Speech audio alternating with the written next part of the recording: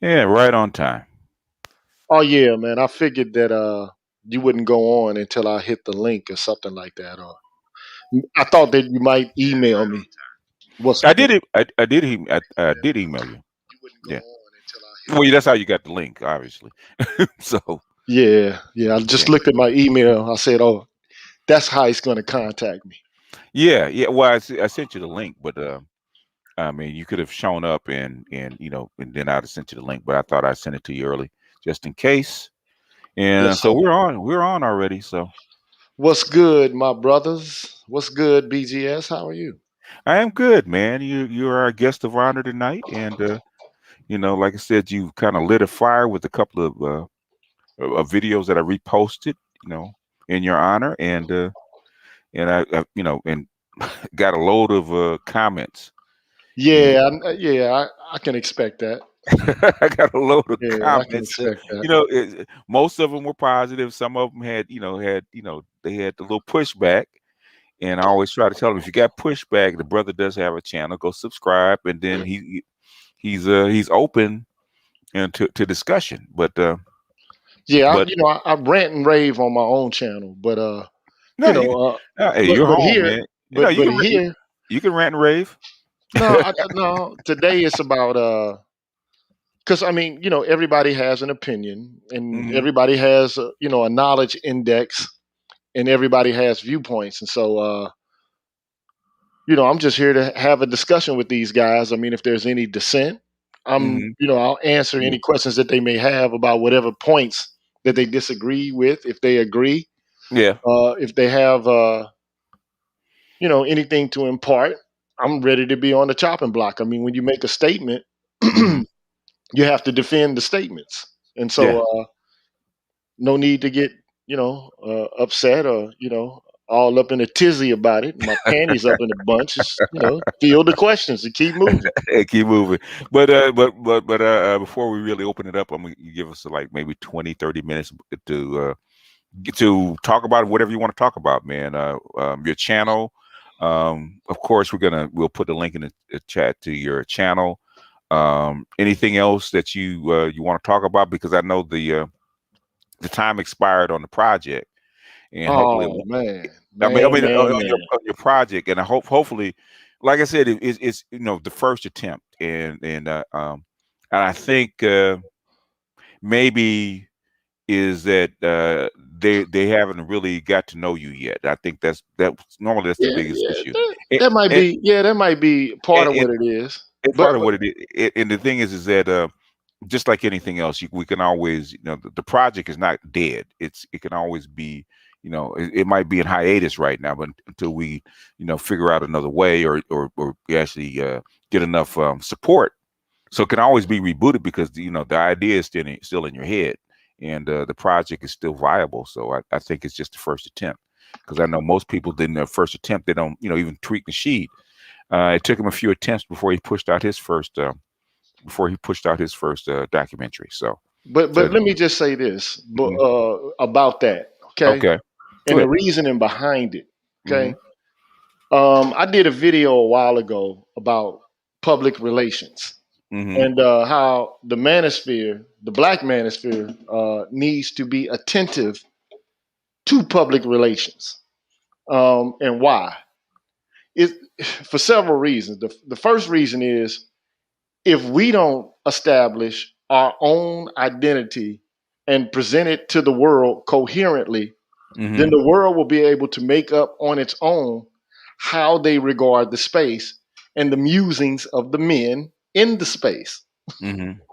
So, I mean, like, take for instance, just this is just an example. Okay.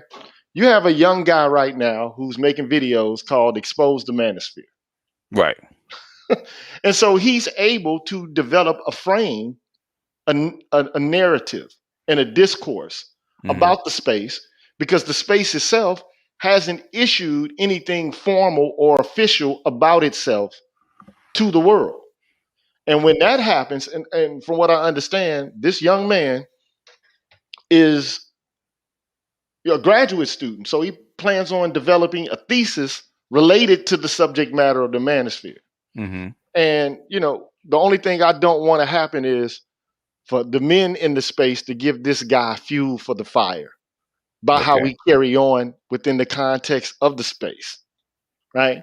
So it's best to be preemptive instead of be Instead of being it's reactive. reactive. Yeah, I agree. But at the current moment, to me, all the stars align. So you got BLM, you got the scandal associated with BLM. Mm-hmm. Okay, you have a lot of guys who feel that they're not being incorporated into all of the social programs that are being siphoned off to black women. Mm-hmm. Okay. You Yeah. also have this narrative about black women not being protected. So there are a lot of stories out here right now Mm-hmm. that are buzzing. And it's like gold. It's like manna from heaven. Like, ooh, look at this. Look at this. Ooh, we can Mm-hmm. use this in the Mm-hmm. framing of our own narrative. Mm-hmm. And it wouldn't have just been the PhDs, which people they think that that's all it was going to, encompass. What I wanted to do was to get some of the people who've been here before, and I asked you personally, Mm-hmm. who ought I contact? And so I did. I contacted every one of those persons, and I was going to also contact some of the newer guys in the space. Mm-hmm. Okay, but I figured that if I can't get, the architects of the space, why should I go out and try to get some of the newer faces and some of the up and coming content creators within the confines of the space? Mm-hmm. So I kind of I'm not saying I pumped the brakes all the way, but I didn't want to offer up to them a project that I know it wasn't going to reach fruition. So that's Okay. why I kind of I kind of slowed down a little bit. But am Yeah. I disappointed? Yes. Am I Mm-hmm. discouraged? No, No, I'm not discouraged at I'm all. glad to hear it. I'm glad to hear it. Yeah. But I'm disappointed because, there are times when I get on my soapbox and I sound like I'm deprecating to the guys here. Mm-hmm. It's tough love, because I want us to walk it like we talk it. Mm-hmm. I want us to actually bring into the world what it is we discuss such that it can have an impact on all black men's lives. I mean, Mm-hmm. it's cool for us to talk about it, and it's an echo chamber at this point. I mean, we know what we think. Okay, we know what we feel is unjust about how we're mistreated in this culture. Okay, so then what's the next phase? Do something about it. Don't just be indolent, apathetic. Do something. Mm-hmm. And here is something we could do. And it was a project that we could look back on and then say, okay, this is what we mean. This is Yeah. what we feel. And This this is is the angst that we experience. and, That's all it was. this is us, and this is why we do what we do. Instead of being called sexist, rapists, abusers, Mm-hmm. and toxic masculine. Yeah, yeah. If black women hating and incels, whatever name they put on us. Little Yeah. dick energy is how I heard it little dick, referred to. little dick energy. I No, mean, like, I hadn't heard that one. That's oh pretty yeah, good. That's pretty I've good. I hadn't heard heard it. that one. I Oh hadn't yeah, heard I've that heard one. it. That's pretty good. But no, I'm not trying to colonize the space. And the one thing I am proud of is this. Hmm. I know that there are a group of men here who are really willing to put their money where their mouth is, who are Hmm. willing to step up and do something. And I hope I've developed some trust because everything that every man gave me that was dedicated towards this project, they received in return, Hmm. except for if they gave it to me through Cash App. I don't know how to give them their money back. The only, You, but I, you could cash app them back, but I don't think they would take it. So you so yeah, I didn't do a Umar Johnson know. and take off with the money and use it for my personal gain Uh-huh. because that's not what I'm in it for. Yeah, and to a man that from what I've heard, even though because you refunded, I think I had a couple $100 and you refunded back to me. I was disappointed because I didn't want the money to come back. I wanted the project. I want the project. I mean, for what this project is and and the voices that are probably going to be in it. Uh, the money that you're asking for is really, really cheap because Normally, just get even the 4 PhDs. Normally, they would cost quite a grip. They would But see, cost I can 20 get them grand. for free. You can get them for free, and I that's can that's get the issue. them for free. Yes, you can get them for free, and that's why basically you're doing a bang up documentary on the cheap, and that's what guys don't really realize. They don't know the quality and the impact that the documentary could have for a little bit of money that you're going to put in it. Because I know that content creators that we give money to, that's much less than than the money you're asking for. Kevin, that's like it's a little less than a month's salary for like Kevin Samuels. Yeah, I mean, look, Kevin Samuels has a lot of people watching this channel. He blew up. He went viral. Yeah, Okay. he earns every dollar that he gets. We're not And I'm putting not hating on that man him. for Yeah, any we're not. reason whatsoever. That's right. Or any other content creator for that Right. matter at all. I'm just saying we could have had a project that was like a laser beam instead of like a 40-watt light bulb. Yeah. Yeah. You know what I mean? So I'm like, okay, let's pick something, a project, focus on it, get it done. Okay, so now when you start to say things about black men in this space and the Yeah. frustrations that we feel, you can't just come out and say, oh, little dick energy. Oh, Yeah. well, rapist, sexist abuser, misogyn, why? No, you can't really say that. Hmm. Now you have to deal with a host of people who are studying this on a level, an expert level. Hmm. Okay, I'm award-winning you scholars, uh, Hmm. influential activists. You Hmm. know, even Yeah. had Dennis Sperling was going to participate in the Right. project. Right. Yeah, right. An attorney. Yeah, You know, even Officer Charles, our own Officer Charles, who's officer in one of the blackest cities in America that has to deal with this stuff on the ground. So you have numerous experts that from different points of view.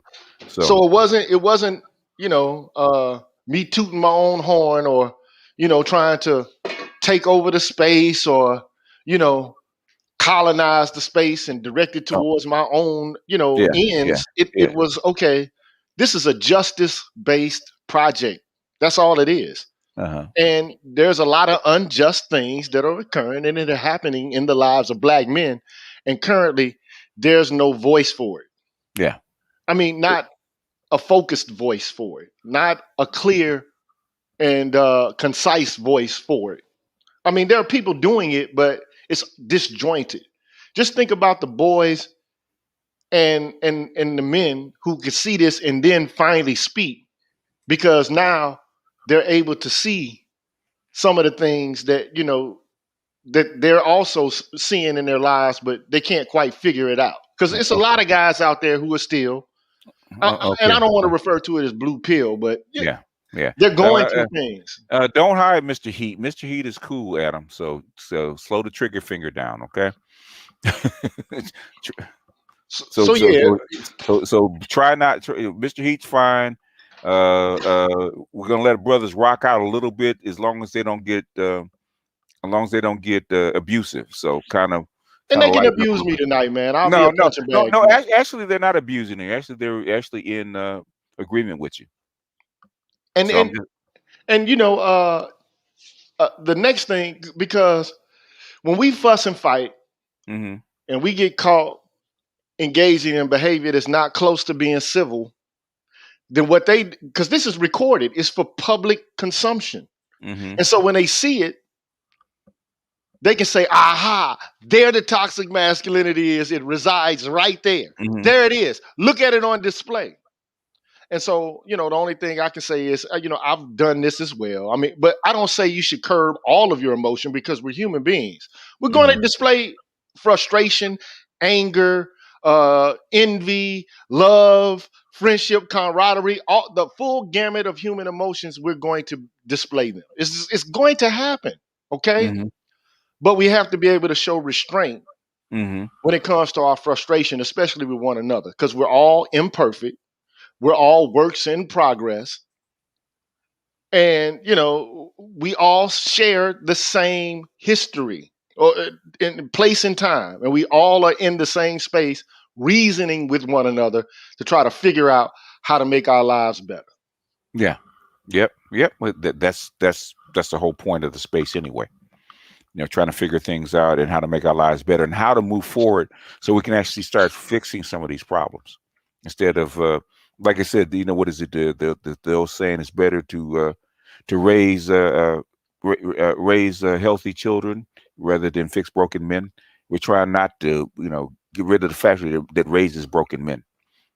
Man, yeah. And and we're going to disagree, Mm-hmm. but the only thing I would say is look at this analogy. Mm-hmm. Thomas Jefferson, Alexander Hamilton. They had disagreements about what the country should look like in the long run. Mm-hmm. Jefferson wanted, you know, a loose federation of states. Hamilton wanted a stronger centralized government. But they still were statesmen and they both worked in behalf of what eventually has become the United States of America. Okay? Mm-hmm. And I mean, I'm pretty sure that they had some contempt for one another here and there, but I mean, you don't see it reach the fever pitch that it reaches here. And maybe it's only because it can be recorded. Okay? Mm-hmm. But we have to be aware and cognizant. Big Brother is watching, man. Oh yeah, all the time, all the time.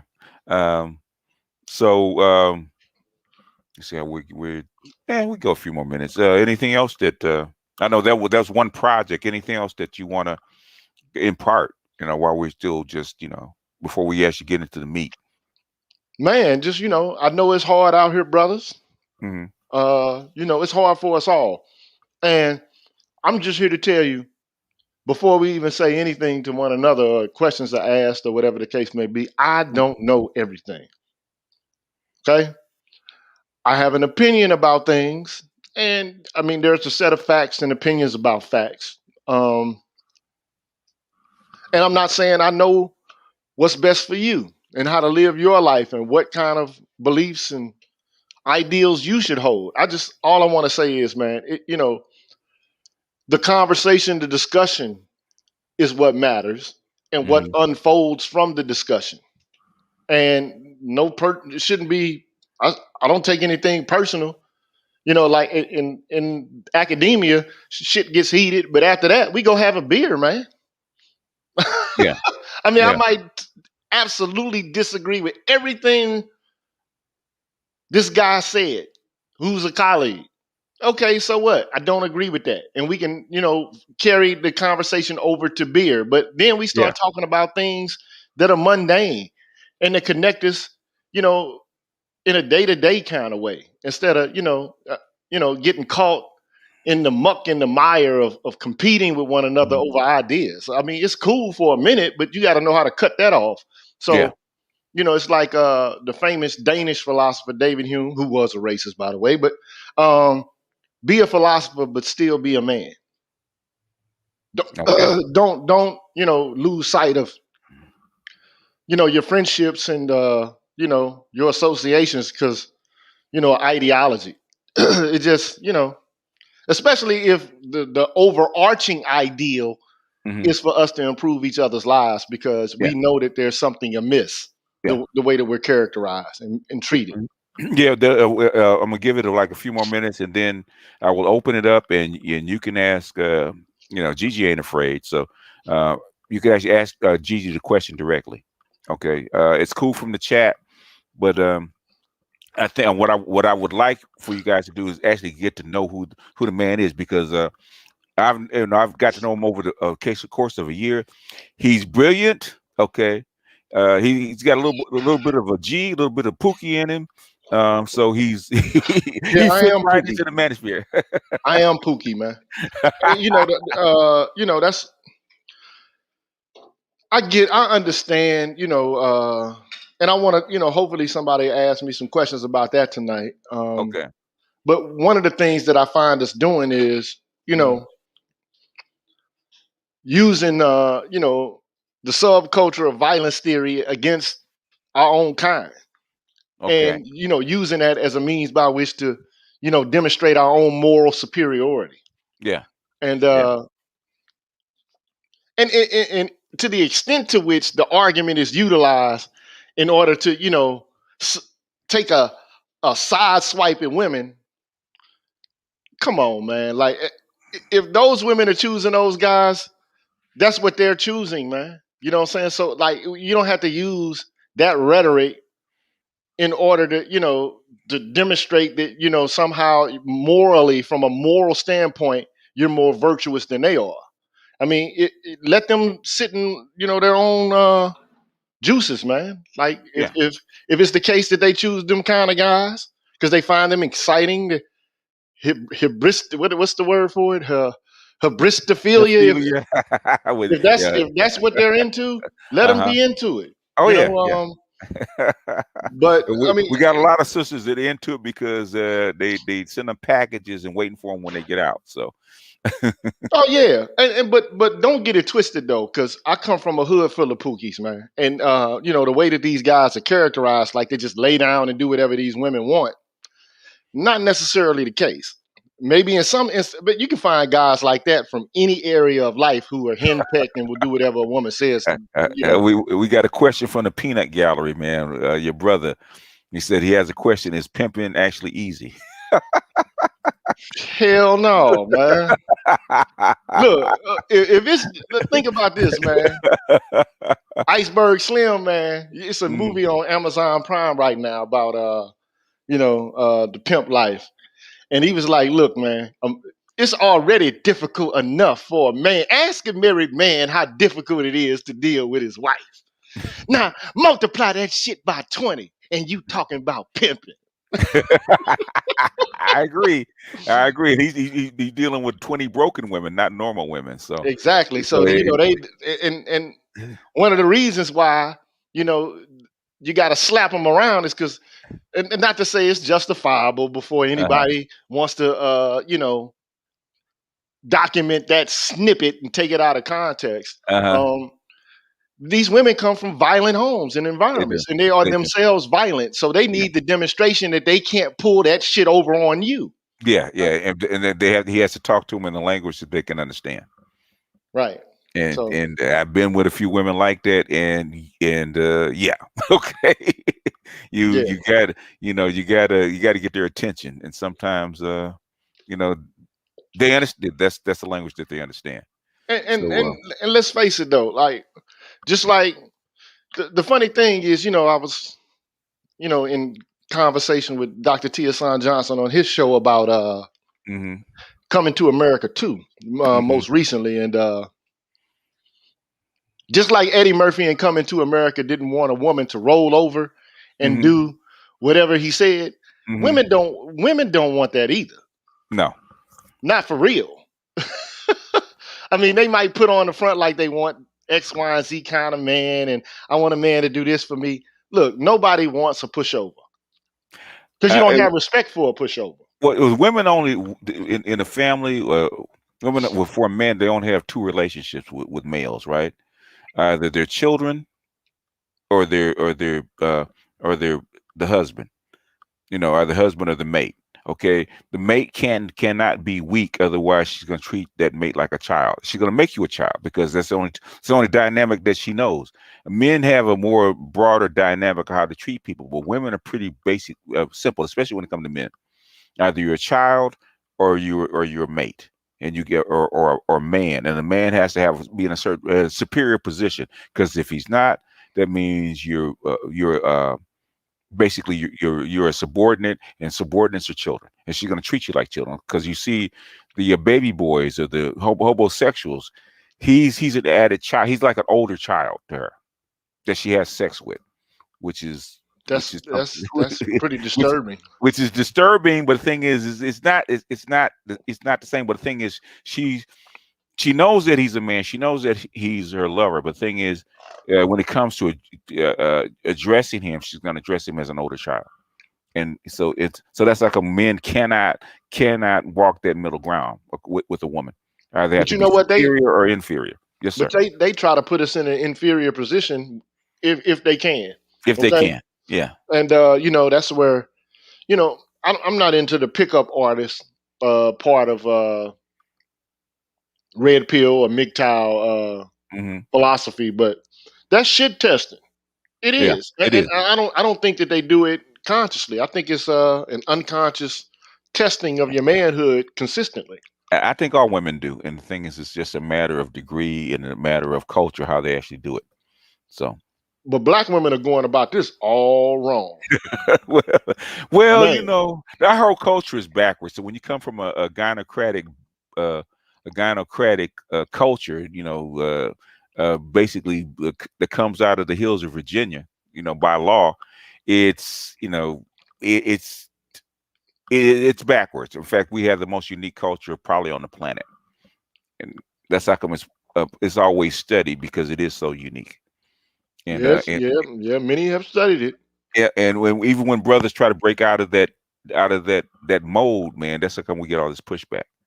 But I'm going to hit the link and open up. Doc, if you want to come up, you can come up. Come and hit the link, and we'll, if you guys want to ask questions about anything about what his past work or anything in general, because I could tell you, man, the brother's brilliant, and he's very good on his feet. So I don't. Man, I've never caught him slipping. I never caught him slipping. I man, never. I fumble all the time. Well, you, I but get you, the but bag and fumble it. You get the bag and flip it and tumble it. I'm being silly now, eh, man. what was for dinner tonight, man? Because I know I'm you're a good eating the cook. shit now, man.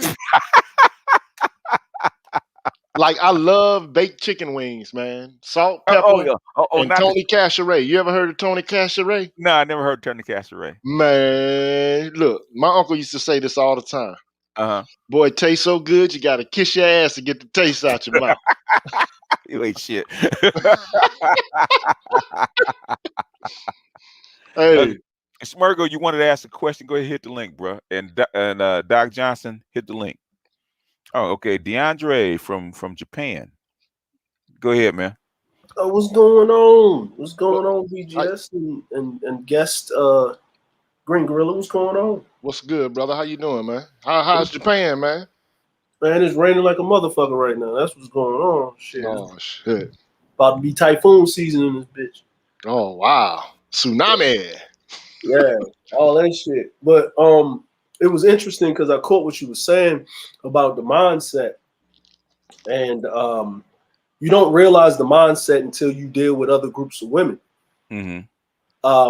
You know, and when a lot of these brothers like they talk about dealing with other groups of women, I think BGS was talking about this a while ago.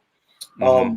Black men are are basically conditioned to be with any woman on the planet, but that's not in a state of how you say superiority, like in a patriarchal state.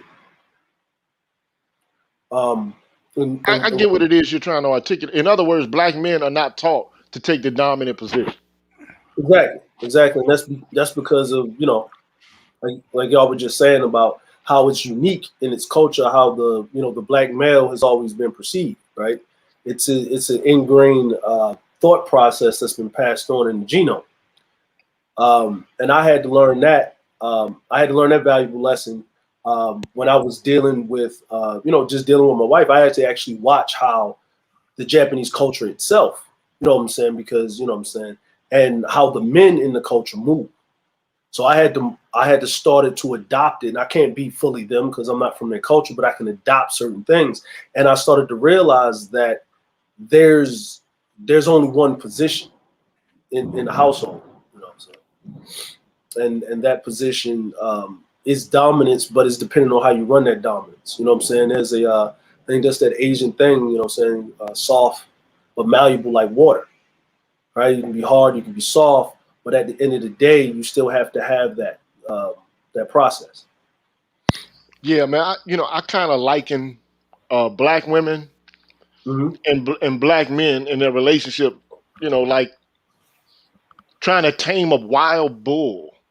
And it's men who are the wild bull that has to be tamed. Really? Why? How so? Listen to what these women are telling you. I mean, they say they want a thug from the street, but they want him to be like Russell Wilson. Mm, okay. They want him to look like and come from the hood and have all the characteristics and qualities of these so-called thug guys, but Mm-hmm. they want to get him to be like Russell Wilson. Mm. So I mean, basically these women, Oh, okay. They they in have other to words, they they would try have to to tame us from they're trying birth. to break us. Exactly. Oh, Okay. so you mean the Beauty and the Beast dynamic? Oh yeah, Yeah. yeah. That's what you're saying. But see, I It's the haven't seen that movie, so I wouldn't know about that. But yeah, I mean the old one, yeah. But no, well, right, it's it's the same thing, right? It's like the King Kong thing, right? You know what I'm saying? It's if we really want to, if we keep it 100 in the buck, like if you really want to take down a nation, a birth one, you use a female. That's true. I'm gonna get Smurgo in. Yeah. So go. You got anything else? Real quick, DeAndre. I'm gonna bring Smurgo in. I'm gonna limit the number of people because we have a Go guest. ahead. Well, he can go ahead. He can go ahead. No, go ahead, Smurgo. Ask your question. All right, Green Gorilla. It's real quick. So a lot of brothers in this space under the impression that we have to eliminate the pookies to further the black community. Nobody said that. No, they're no, like I've we have heard to it get though. rid I've of heard them. this. Yeah, I've You heard heard it. it. Okay, you heard it. Go ahead. But I disagree with that because that's the only semblance of a warrior class we have in the black community. Because a lot of educated and successful brothers, from what I've seen, are adverse to confrontation and responding to aversion, and they don't really they're How about all the people? How about all the people in the military though? that's more of an arm of the white supremacy though. No, but are they? No, they're not armed of white supremacy. Our whole nation is the arm of a white supremacy. Yeah, that is true. But Pookies are only class in our community that works outside of that. No, they're not. No, No, they yeah, don't. look. So it can't Go be. ahead. A lot of Go ahead. people like, and thank you, Smurgo. And I've heard this argument as well. Like, Mhm. we got to get rid of them. I've heard, they're the warrior class. I'll I know post some. it. I'll Well, post it in the back chat so you can if you need to like watch No, it no. again. well, That's Uh, the well, question. we'll put it this way. I know some. Some serious guys in the corporate world, man.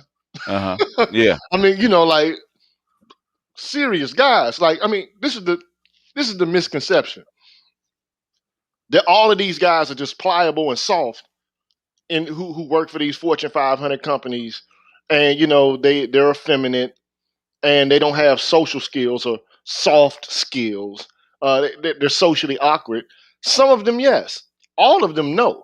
Okay. One more question, just real quick. Just wanted to add one more. How many? Because you are in the more of the corporate or the higher, like educated. You associate more with those guys than I would. So I'm just wondering how many of them are versed to gun ownership and are like more pro gun control and whatnot. Because from what I've seen, a lot of those brothers in that class really push gun control or averse to gun ownership and self defense. No. Man, look. Did you go to college? Yeah, and Okay. none of the dudes. I went for 2 years and dropped out.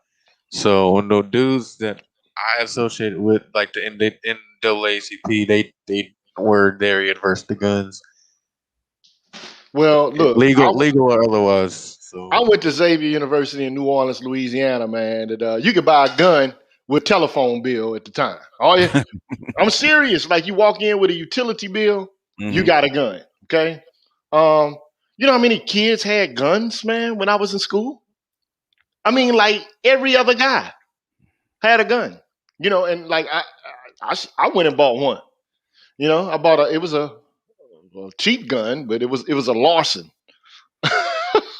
uh, and it was a 25, but I bought it because I wanted to be able to conceal it and walk around with it wherever I wanted to. But it's like, I just don't get it, man. Like, there are guys like in well, Texas walking around with guns in class all the time. So, but I mean, there are a class of guys who are pacifists and they believe that guns are trouble. They've been taught this, that guns are a problem. I don't think guns in and of themselves are problems. I think what people do with guns are problems. And I get the point. Like, you don't settle every beef or disagreement you have with a gun, but and a lot of guys aren't trained to understand how to deal with conflict resolution. But I mean, it's some hardcore gun owners, man, that pass guns down from families, Smith and Wessons. That's my pop's gun collection. And they take it on and they go to the range. I mean, doctors, man, like, MDs, PhDs, JDs, let's go to the range. Okay, let's go. So it's not like these guys are all just effeminate, blue pill lames. I mean, but you wouldn't know that unless you know these guys. Yeah, Okay. yeah. So What's the other part of your question, Smirgo? Because we're gonna have a whole bunch of people that want to get in. Well, yeah, that's pretty much it because I don't think that they should be eliminated. I think they should be like reformed. I Just I think personally I think the Pookies should be left alone to do what they do because I think they're part of the ecosystem. So if it wasn't for the Pookies, there'd be a whole lot of lonely chicks out there, man. So I think we should leave them alone. Personally, let them do what they do. that's true. Okay. That's what I believe. Thank you. What do you think, Doc? well, put it this way. I think that, the whole concept of Pookie is genealogically connected to the subculture of violence theory. Okay, how so? Well, the subculture of violence theory says that there are a group of black men who aren't really men, Mm-hmm. and they're like caught in either a childlike state or a state between male and female, or Okay. woman and man, and Okay. they don't have the capacity to mature into adulthood and to operate in the world like civilized people do. So they need to be controlled or eliminated. I mean, these are the same arguments that white people have made in relation to eugenics. Mm-hmm. So I mean, but it's not surprising to me. But I would be careful, because you could be rendered a Pookie overnight by the system that you live in. That I mean, is true. like That is true. it doesn't matter if you're a Pookie or not. You could be typecast as one overnight by the system. You do a little bid. Yeah, you could be a upstanding businessman. You do a couple of years in the bid, man, and you render the Pookie when you get out. Master educator. Oh yeah. Hey, what's going on, fellas? I want to add in one real quick question on what Green Gorilla said. Okay. Hey, Go ahead. No, I was just gonna tell him, listen, man, I'm down here in Texas. Brothers packed down here. Oh yeah. We do. Ain't nobody down here. Ain't nobody scared of no Pookie in no Texas, man. And You we got, have I got. Pookie and Ray Whatever Ray it is. Texas. Yeah, that's what I'm saying. So Pookies and Ray Rays know the deal. Pookies and Ray Rays know if they pull, somebody else gonna pull. But the level-minded Like Pookie and Ray Ray was taught in the state of Texas that we only shoot for 4 reasons: your money, Yep. your mama, your wife, and your kids. If it ain't them 4 reasons, we're not pulling no trigger. Other than self-defense. Yep. If a man trying to take my life, but these knuckleheads, they just man. Doc, can you talk on what's going on with this younger generation, man? Because I mean, when you just got rappers just who can't even speak to each other amongst social media, let alone in society, they when we used to have beef back in the day, we put it on wax, and it was left on wax. Now these boys, I'm looking up, they want to shoot each other at the moment's notice. For instance, up there in Dallas not too long ago. Yeah, that conjures up the Biggie and Tupac, the Death Row Bad Boy conflict and how that spilled over in the. But Doc, they on steroids now, bro. They on steroids. Have you done anything? I think you have, Dr. Gigi, on Sedanius's work with the subordinate male target hypothesis. Yeah. I mean, I've studied it. I haven't published any papers. Okay. Well, have you done any? I think you might have mentioned it in a couple of videos, but I don't think you actually went through it. And I think that's what 24 Tribes is asking. Can you do anything? Analysis of hip hop. Yeah. Okay, analysis of hip hop. You did it in Sedanius. Mentioned Sedanius. Well, we'll put it this way. Hip hop in and of itself was born out of street culture in New York City. I mean, everybody knows this. I mean, and the gangs in the Bronx, Brooklyn, Queens, Staten Island. I mean, you know, there have been gangs in New York since New York was New York. Okay, but you know, you had Irish gangs, Jewish gangs, Italian gangs, Russian gangs. I mean, you name it. But man, look, you got a whole bunch of black men who moved from the South to the North, and their culture was exploded. Black people used to go to church on Sunday. You go to the projects in a city in the North. I mean, it's a culture shock, man. It's like a whole different way of orientating yourself towards life. And we're still trying to figure out how to navigate urban spaces. It took, I don't know how long it took the Jews to figure it out, but it took them probably millennia to figure it out. Okay, just to, you know, to adapt yourself to a strange environment and then to not even receive any help. See, white folks who came into this country had help.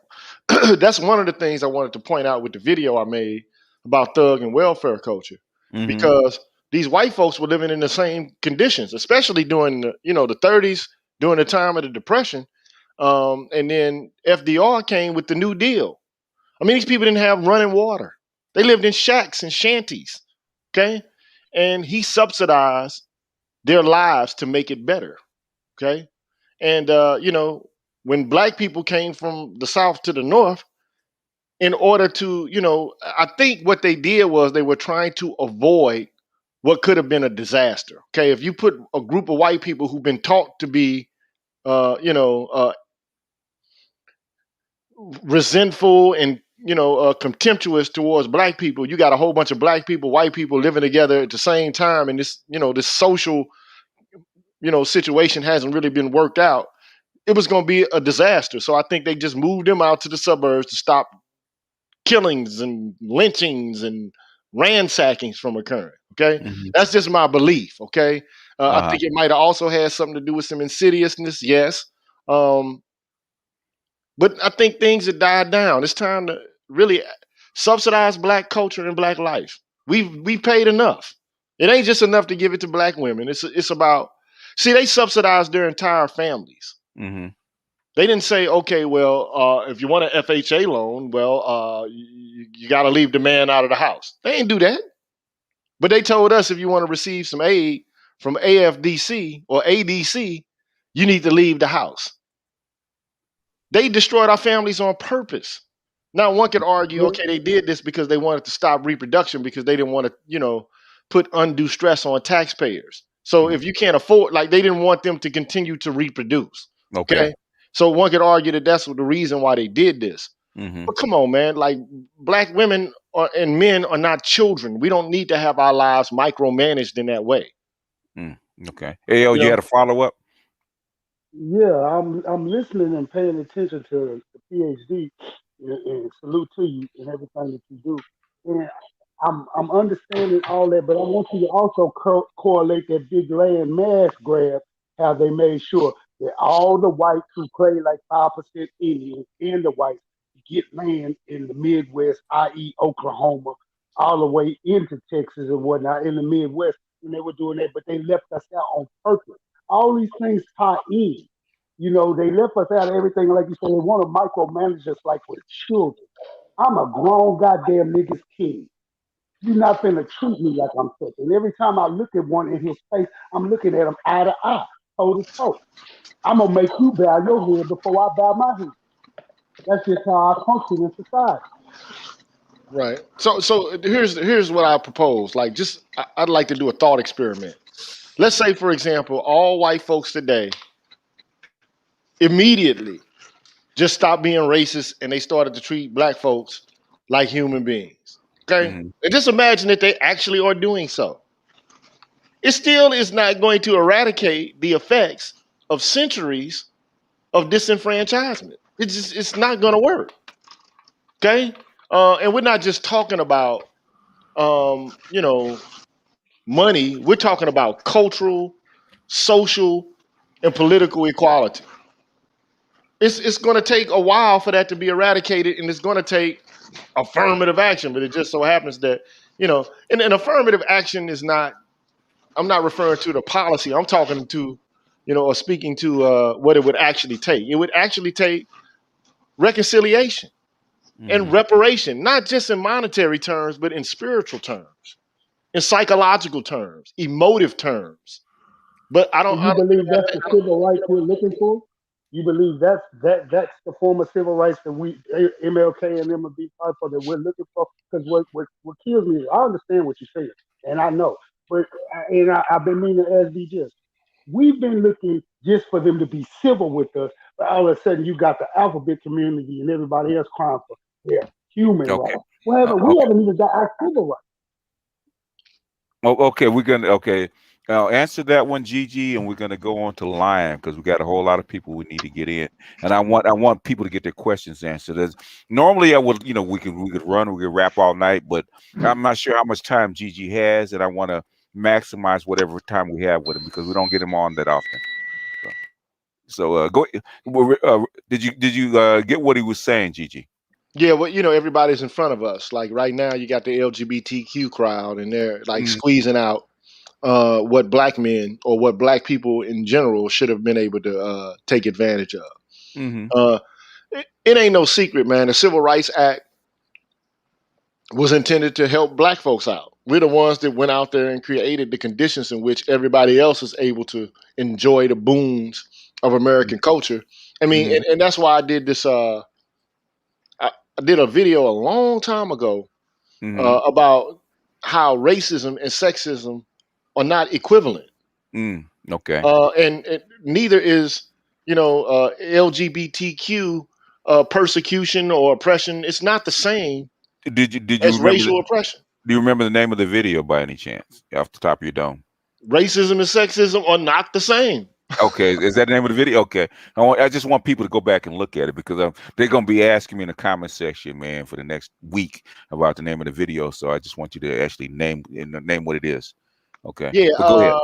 Yeah. So the woman who wrote the article that I read, and I responded to it. Her name is Ann Dummett, if I'm not mistaken. Dummett, Dummett. And just think about it. I mean, gay people might be mistreated. They might be looked at as abnormal. They might not be recognized, and it might cause them some duress psychologically. Okay, I can admit that. Okay, but nobody, created like an entire social structure based around hanging, arresting, and murdering queer folk. They might have told you be quiet, and they might have tried to, stick them somewhere out of view, and they might even send some of these people to psych wards and stuff like that. But millions and millions upon millions of gay people were never persecuted in the same way that African Americans were or ADOS people were in this country, man. And to compare the two, it's just ridiculous, man. And the fact that they even, try to do so at the current moment is even more ridiculous. Like, are we supposed to ignore like history and what has really occurred in this country, and to liken a rich white guy like what's the one, Milo Yiannopoulos? Oh, you remember that guy? Yeah, I remember him. Yeah, Come on, man. Like the lifestyle that guy's living has nothing in comparison related to oppression. No, than the average black person, man. no. You can't compare them. In fact, there's a lot of them that are, a lot of them that are queer, that are billionaires, man, and they have no oppression. They just want to have their lifestyle out in the open. It has nothing to do with oppression. But anyway, Lion, So go they ahead. openly want to practice Sodom and Gomorrah on society. Yeah, simple. Well, Roman Empire on society. Go ahead, Lion. Unmute and interact. Lion. Want to hear you roar, Lion? What's good? Oh yeah, hello. Yes. We can hear you. Yeah, go ahead. Yeah, I just came up. What's the topic? Oh, okay. Now, the thing is that if you know of his work, And there is no topic. If you have questions that you want to ask him, because I posted a few videos of his. I've been sharing his videos over the past 8 months, Gigi. Yeah, about 9 months. Well, 8 months, Yeah, 9 months. about 8, 9 months. So if you got a question for him, you can ask it here. If you don't, then we're going to somebody else.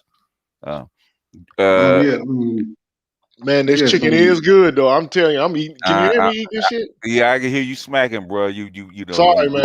it's all right. It's good. It's I all good. apologize to y'all, man. It's all good. Hey, man. Hey, you got to get it in, man. It's good as hell too, boy. But go ahead and talk to me, man. oh yeah. I mean, I have a little different perspective. My mom's mother side is from East Africa. Father side is Adolf's, but yeah, I was wondering like how you bridge the gap between like I guess the black intellectual community and like the academia, the black community and the intellectual community with the average black community, like bridging. So, what can be done to bridge the gap between the so-called intellectual class and everybody else? I think I would like to think I'm doing it because I'm a regular dude, man. Like I you know, come from regular America. It's not like I was born into the intelligentsia. I wasn't. Yeah, yeah, yeah. I mean, I mean, it's yeah, like that's true. That's true, but it seems to me that like it is it's not like a lot of like for me, I'm in like a grad school, it's not like a lot of black males in the oh, when you start getting up to the graduate level, and it seems like it's kind of like a disconnect or something like that. That's kind of what goes on, and I think that um yeah, it seems like a disconnect because you have different aspects of blackness in America. You have black immigrants, you have Caribbeans and black Americans, then you have like this subculture of like hood culture, so it's like yeah, just trying to man, dude. Look, see, here's the thing, man. If you knew how most of these people act without being at work, see, look, we've created environments in which people have to, take on different attitudes in different places. Okay, and it's my viewpoint. Okay, that this is a feature and a function of modern liberal capitalism, and it's a negative feature of modern liberal capitalism. What do I mean by that? Everything is compartmentalized by the structures that this kind of system creates. Okay, so you got norms that govern your activity in an area of life, and it's specific to that area of life. Like, take for example, as you go home, to school, the workplace, when you're engaged in recreation, if you're engaged in politics, if you're engaged with encounters with the government, the church, the synagogue, the mosque, whatever the case may be, you find yourself having to play different roles in each of those spaces. And you have to be able to express different and sometimes even incompatible attitudes. Like in the market, you got to be working on pure self interest. In the mosque and at home, you can't do that because then you don't have a home. Because you have to be able to share in the context of a friendship, especially if you have a family. You got to be able to be sacrificial. Okay, um, you can't do the same things that you do at home that you do at work. So you'd be surprised how some of these people act, man. How much they drink, how much marijuana they smoke, how much cussing and fussing they do. You'd be surprised. But see, you don't have access, and a lot of people like to put on that facade and wear the mask so as to not be called out and have a reason to be censured within that space. But man, these people are people, man, just like everybody else, man. They curse, especially white folks, man. Like, you'd be surprised And how many white people have told me, man, how, especially in these PhDs or these professorships and stuff like that, how much of them use dope, like cocaine, shrooms, meth. You'd be surprised, man, how what they will say, and I've seen it. I've seen them bring out bongs and shit. You know, these people are normal, but everybody is putting on a facade, right, in order to protect their image because of the political correct culture that we live in. I mean, these people are normal people like everybody else. They do the same pooky shit that we do. They just don't go to jail for the shit. Yeah. Okay. We got a quick question because Mr. Me said his phone is bad. He says he'd like to know uh, if getting with black men, getting with people like minded is easier than getting all black men on code. Hold on, let me read that myself. Putting Okay. that back up. Okay. I have a bad signal, so StreamYard is choppy. I'd like to know how his And ideas. I didn't get that either. on getting black men to see that working with like-minded folks is easier than getting black M's on code. Oh. Yeah, I get what he's saying. Okay. So the idea is take the men who already are on code and work with them as opposed to trying to get all other black men who ain't, on code. Yeah. But you do it like these women have done it. Like this has been Bill Burr didn't lie, man. Generals should be studying this shit.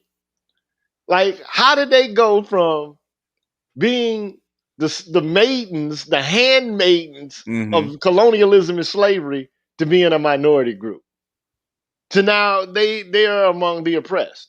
You know what? I was talking about it earlier, and it was one word in a executive order by Lyndon B. Johnson that started it all. He added that word "sex" into an executive order, and they built a whole empire on that one little word, man. In fact, I got to do a video on it. Clever, man. Clever. Dr. T. You don't need no invitation from me, man. So any place you want to jump in, you can. So. Oh man, I didn't want to interrupt the flow, man. No, man, you gotta do this with us now, bro. Hey, Doc, you locked in now. Dr. Truth. I'm you on my platform. Shut the hell up, man. Nah, man. Look, and jump in and act like you at home, man. And I look. I only got a second because I'm over here grinding and Gigi done already answered my life's question because I needed to know if pimping was easy. So he answered it for me. Oh, hell no. The riddle of the Sphinx, huh? The riddle of the Sphinx, man. I needed the answer, man. But look, man, I didn't have a question, man. I came up to support my brother and definitely let people know this is one of my favorite scholars in the world. So I just wanted to give props to you, brother. That was all it is, man. Oh, ain't that something, my dude? My nigga, you don't get no bigger. Look, see, the whole point is, man, like guys act stuffy in the corporate space or in the academic space because they're worried about their reputation amongst their peers who are typically white. You know what I'm saying, and are stuffy, and they're waiting for an excuse to give you the axe a lot of times. So so everybody's real careful with their. I call it persona. You know what I'm saying? Like it's not who they really are, but it's their persona. And some guys are really like that. But for the most part, man, we're people first, man. Right. And we don't have like family, like generations of family members who are doctors, man. Okay. So you got to go in there for battle and pull that mask on tight, huh? Man, I never wore it like that. You know what I'm saying? I was just like, okay. So they already knew me though. They was like, here he comes. This is a nigga. But we like him. He's pretty intelligent. He said some pretty captivating things every now, compelling. But like I used to, as an undergrad, not an undergrad, but when I first got into graduate school, I used to be a TA, man, and nobody gave me the code like you can't wear like Players University shirts. You ever remember that brand? I would wear them shirts, man. I would wear like Mecca and shit like that. I would come dressed like I just left the block. And some people found it great. Others, found it to be perplexing. And I would teach class outside sometimes, and they would see me, a group of white people listening to Yeah. the black professor talk, man. But that's just the game. It is what it is, man. It is what it is. No, I did the same thing. I started teaching at 21. So I was coming through with the sweats and the hat to the back and the whole deal. And they had a hard time dealing with that, which was part of my lesson. So, I feel you. Yeah. Well, Oh, before Dr. Johnson, what is the name of Jim Sidanius's book? We'll Kill Dragons. Actually asking. What are you talking about? Social dominance theory? Yeah. Oh, man. I think that's the name of the book, Social Dominance Theory. Yeah. Yeah. So, definitely check that out. That's a pivotal piece for Black male studies right there, as is this brother Gigi. So, like I said, man, just came to tip my hat to the brother. Y'all support him, become members to the channel, check him out. And yeah, man, take notes. Take notes. Yeah. Oh, yeah. I always have my pen out. Oh, man, you ain't got to take notes, man. I'm taking notes, damn it. But I tell you, man, it's a real thing, man, because there's within the academy, there's only a fraction of brothers that I can talk to on this level because you have a class hierarchy that plays out, on one level, and then you have a hierarchy about what kind of university you're at, and there are all these kind of trivial and arbitrary, differences people try to create. But then at the end of the day, you also have a difference in how willing brothers are to tell the truth, and that plays out too, because a lot of brothers know about the stuff we're talking about, but they don't want to risk their careers saying it. And I understand, but I tend to gravitate toward the brothers that got heart. You know what I mean? And actually create a situation for themselves where they can support their families and speak the truth. Those are the brothers that I revere. So when I look at this brother Gigi, that's what he does, and so I tip my hat to him. All right. Hey, man, all I can say is, man, look, it is possible for me to begin to use graduated terminology in such a way that I can perplex the people that listen to me. But that's bullshit to me, man. That's not what philosophy is about to me. Okay? It's about being relatable and articulating ideas, man. And that's why black men are depressed in these environments, okay? Because they're made to behave in a way that's unnatural. A lot of, it's not unnatural to all of them, okay? Because some of them come from these kind of backgrounds, and this is par for the course for them. But it wasn't for me, and but I just learned how to work it my way, to be myself. And the students love that shit, man. When you're yourself, and the first thing I tell them is, look, do you have a problem with me cursing, or from time to time, be given images that might trigger you? Like, if you have a problem with that, let me know now. Right. And they all just say, okay, whatever, man. And I said, okay, that shit's out the way then. What's up? God damn it. And they laugh, and then we get into the business because, and then I encourage, I always encourage them to be able to say whatever it is. I don't care what the position is. Let's put it out there, and then we can examine it. And then you got to be able to defend it. And I'm going to try to tear ass in it if I can. Okay. Not that I'm hating you, but it's intellectual rigor. This is what I'm trying to teach you. Okay. So, not that I got the game all the way going with it. I make errors too, but it's the practice that counts, because the practice unfolds into awareness and understanding that you might not have had alone. That's the reason that you get into discourse. You know what I'm saying? Because it has a life of its own, and it can reveal or uncover things that you weren't able to uncover by yourself. Right. That's right. And, yeah, that's how I feel about it. So yeah. I'm gonna jump off, y'all, but I just wanted to say good night. All right. Peace out, Doc. Thanks, Doc. Peace. That was Dr. Truth checking in. Okay. Albert, go ahead. I was going to ask Gigi, what are some things you think black men can do to push back against this cancel culture that's definitely out of control? Man, I mean, begin to talk about how it affects them and impacts them. Like, I know what that shit feels like, man. I've been canceled, man. I know what it feels like, bro. I have It's too. it's the relegation of a person to social death predicated on political correctness. That's why I did a video on the Harper's response to the left and some of the things that they were encountering, as the election came to the fore between Trump and Biden, right? So you began to hear this, like this absolutist language from the left. And but you see it in the academy and you see it in the media. You're starting to see it in like public schools and shit, and and that's why I did that firing line debate.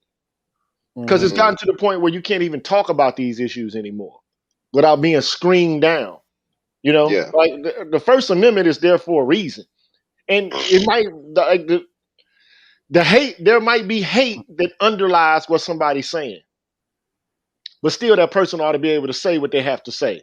You can't just X them out of the equation because you don't like what they might have to articulate. Right? You just don't do that, man. You have to listen to what they have to say, even if it's only to be able to debunk what it is that they're saying. Right? Yeah. It's gotten to the point that on the left, they're almost like totalitarians. Like they've got the Politburo set up, the thought police set up. I'm reminded of the book, the book 451 Fahrenheit. Like you can't say this. Like this is banned. Like who the fuck are y'all to ban anything? Like who are you to make all of these proclamations about the nature of other people predicated on your own experiences, but nobody else has the capacity to be able to tell you about their experiences related to your demographic and how you hurt them. It can't be it's a lopsided relationship for a person to say, I feel, and then you go to get a word in and say, well, I feel, but I just told you how I feel. Like, damn, okay. Like, Yeah, you give them your side of the story. I still feel. That is so true. It's like, damn, can I, like, do you, because at that point, it's not a relationship and that person really actually doesn't give a shit about you. Yeah. They just want what they want and they just want the attention. Okay. And so it has been said before, there are a lot of fanatics and neurotics in that movement, and they're able to conceal themselves, within those ranks because it allows for rage and frustration to be vented. And I'm not saying that some terrible things haven't happened to some of these women who are giving voice to their, frustrations or their anger. I'm not saying that that's not the case, but like y'all ain't the only one, man. Like I got a partner, man, and his name, I call him Carly Roots, man, and he because he used to sing in a reggae band, coolest dude I know, man. But anyway, he used to, man, tell me all the time, like, ain't nobody getting out this world untouched. Nobody. Oh, ain't that the Like truth? you gonna feel pain. And it ain't like untouched in terms of molested, but like untouched in terms of you're gonna feel the sting of life. It's just gonna happen. Okay. Damn it, we get the sting of life as well. So, like the very idea that you get to hog up all of the feeling space because you say we are, like that's bullshit to me. Like even with the, BLM and, black women saying, well, y'all are hogging up all the death space. Like we die too.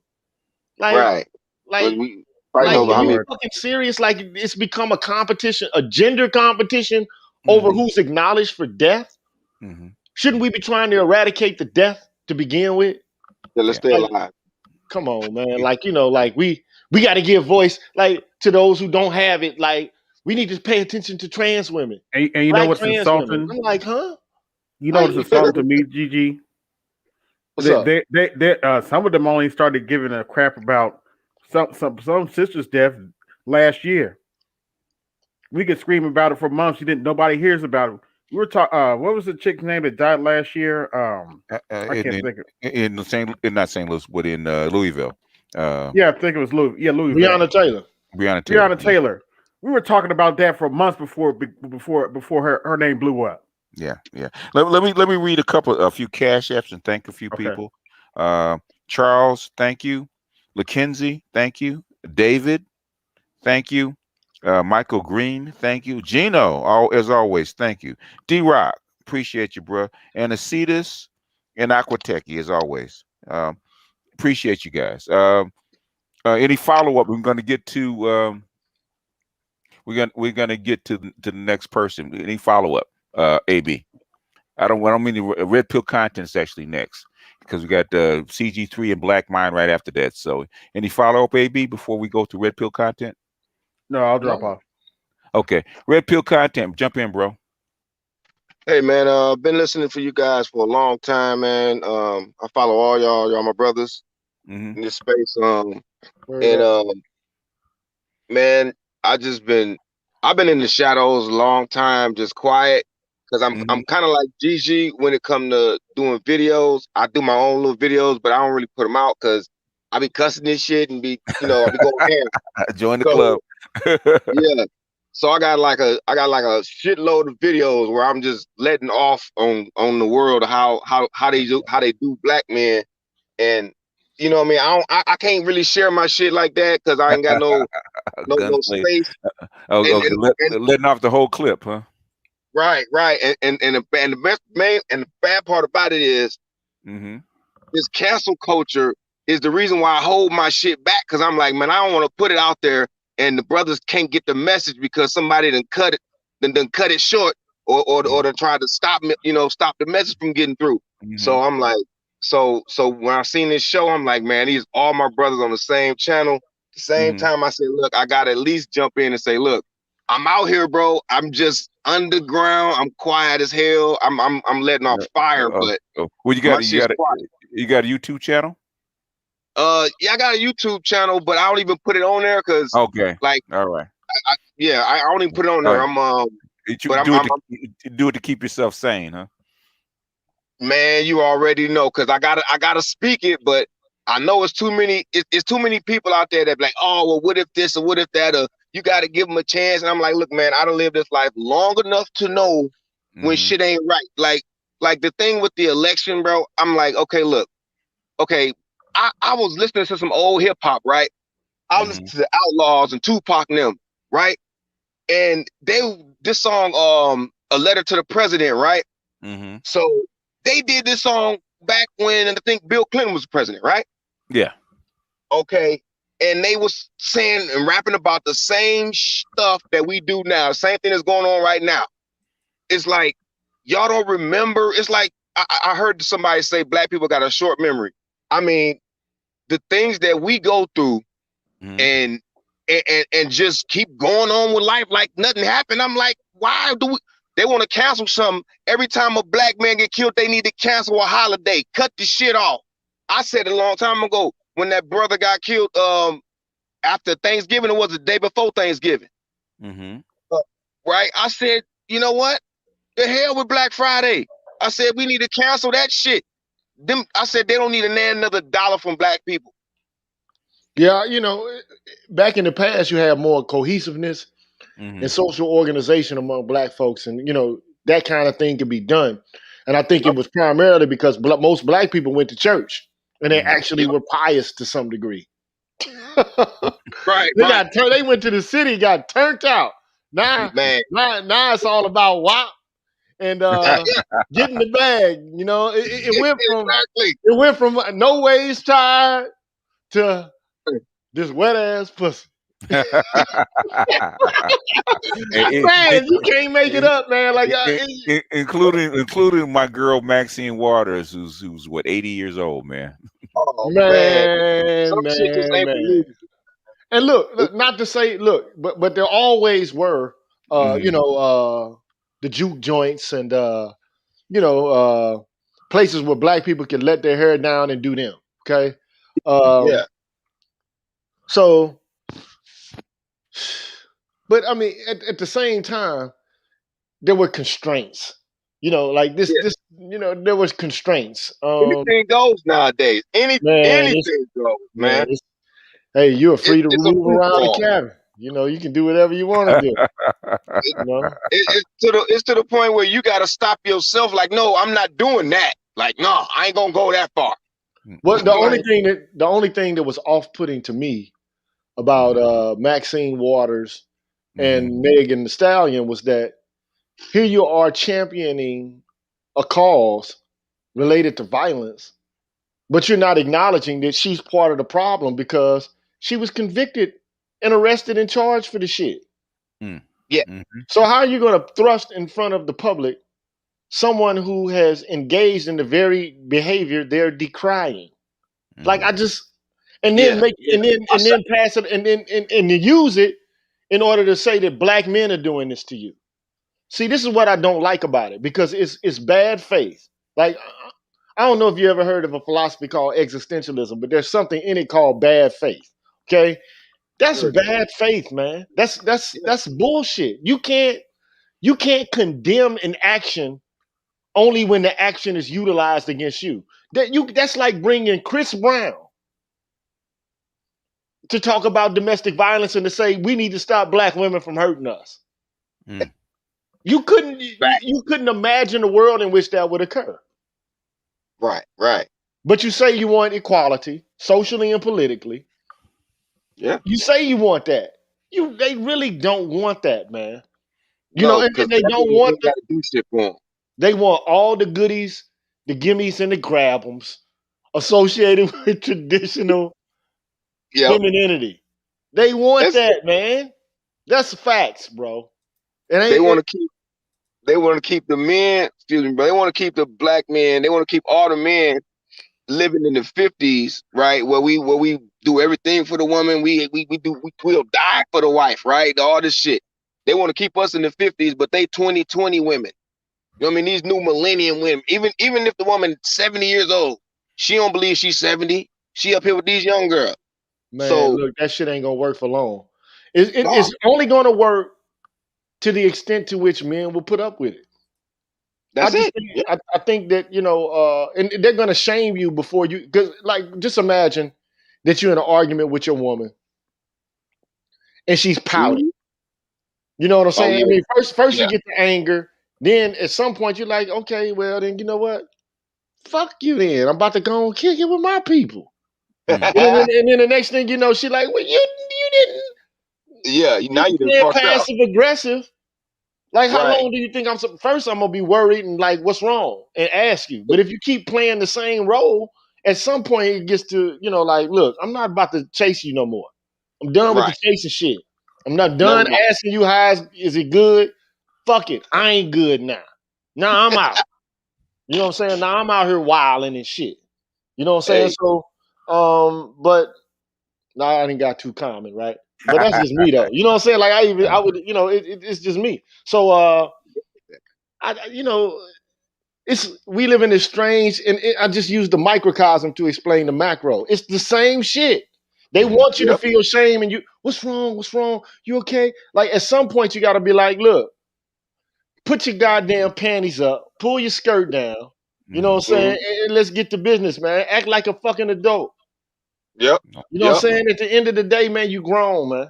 A lot of Yeah. y'all grown out here, and y'all Can't nobody crying and fix your shit but you.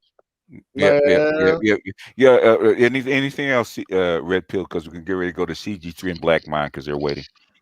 All right, man. Hey, last thing I want to say is my Mhm. YouTube channel is Chemical J Deezy. Oh, It's okay, on YouTube.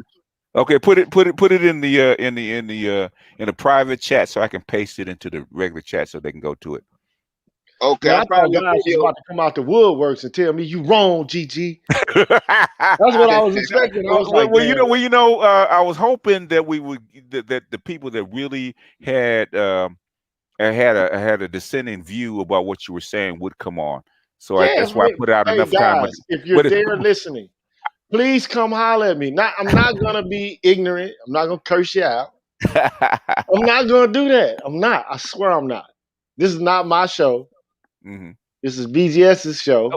Well, even on your channel, if they have really really real concerns, you actually do. You won't cuss them out. You actually will Because you're a teacher, so you're used to dissenting views. So But but but and forget but that. if you come in the comment section and keep telling me I'm wrong, you're wrong, you're wrong.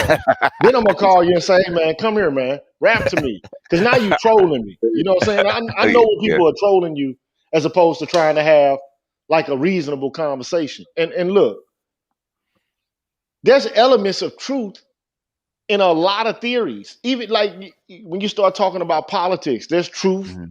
in what the Democrats say, there's truth in what the Republicans say. Right? But the whole point is we don't get the whole truth, right? And and you don't get a unified view, and then people get upset and pissed off about it. Look, sometimes I get pissed off, when I have arguments, but then I got to tell myself, look, man, fuck all that bullshit, man. At the end of the day, I got to go to bed and wake up without a damn aneurysm. You know what I See, mean? yeah. CG3, jump in, man. Okay, much respect to everybody here. Respect, GG, respect. it's a pleasure to interact with you. Pleasure So, to talk to you as well. so my question for everybody on the panel, specifically you, GG, is it may be a compound question, so work it out with me. Why do Black men in general hate dissenting voices, and why do Black men see anybody with an opposing view as the enemy in competition? Okay. Could you repeat the question? No, I'm just fucking with you. Can you hear me? I hear you clear. We hear you fine. Yeah. Okay, yeah, I was just messing with him, but nobody laughed. That was a bad joke. He said ha ha ha ha. But look, man, look, people.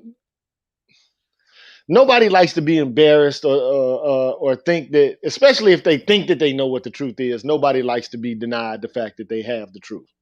I mean, it doesn't matter. Like it could be. Just imagine that you've done a research paper, right? And you worked on a project, and then your advisors and your thesis committee tells you this is wrong. That's embarrassing, man. It's embarrassing, right? But you gotta. My view on it is, look, I'm finite. I have a finite brain. I don't have the ability to understand what the truth is with a capital T. I don't. I'm not in a position to know it. But like we feel so passionately about what we think to be right. We kind of we want others to feel what we feel and to know what we know, right? And to see things the way we see them. And it's I think it's more disappointment, and sometimes it gets translated the wrong way, and then it becomes a way to save face. It's nothing in particular. Like I've seen it amongst academicians, or you can see it in your own relationship, with your wife or your girlfriend or whatever the case may be. People don't like to admit they're wrong. But see, that's where humility comes in. It's best to be humble. And it's best to understand that you are a limited being with limited capacities. You can't know it all. You're not always right. But the ability to say, look, I'm not always right. That would save a lot of relationships, male or female. Like the shit happens between men. You know what I'm saying? Like men won't apologize to each other. Fuck that nigga. Damn, all you had to do is say, dog, I fucked up, dog. My bad. Why can't we do that? I just don't understand. Like I would apologize to a man not for the sake of bullshit, because I sincerely think that the relationship is worth preserving. You know what I'm saying? Like, I'm sorry, dog. Like, I ain't mean to do you like that, bro. I was pissed off. I was frustrated, X, Y, and Z. It's just like having the capacity to say, I was wrong. But it takes humility to be able to do that. And, a lot of us, we are self-aggrandizing. I'm not gonna say I haven't been this way. I've been this way, you know. But we got to overcome that, man. Humility, man. It goes a long way, and you got to be humble if you're a leader, because if you're a leader, you can't lead and do everything. You got to leave room for other people to do or fulfill tasks. You have to. So you have to trust them. But you have to be humble to trust other people what you know you can do for yourself, probably better than the other person. But you can't do it all. So that would be my answer. Could you hear me? Yeah, I hear you. I'm we listening. listening. We're listening. And Damn, follow. you got like E.F. Hutton in this We motherfucker. you do that all the time, Gigi. Follow up question, GG3. I want a more comment, and if a question Okay, comes out of the comment, okay, go I ahead. think okay. Well, that's what I see is the major problem with black men. Let's use you. You have a something that you're trying to put out, and your message is excellent. But somebody else will, instead of just listening to your message, they're going to say, "He's wrong, and I can do better than him." And that to me makes me not want to connect with people, is because we can think differently, but we can agree to disagree and have a civilized conversation where we both come to understanding. So. My question is, I guess, is how do we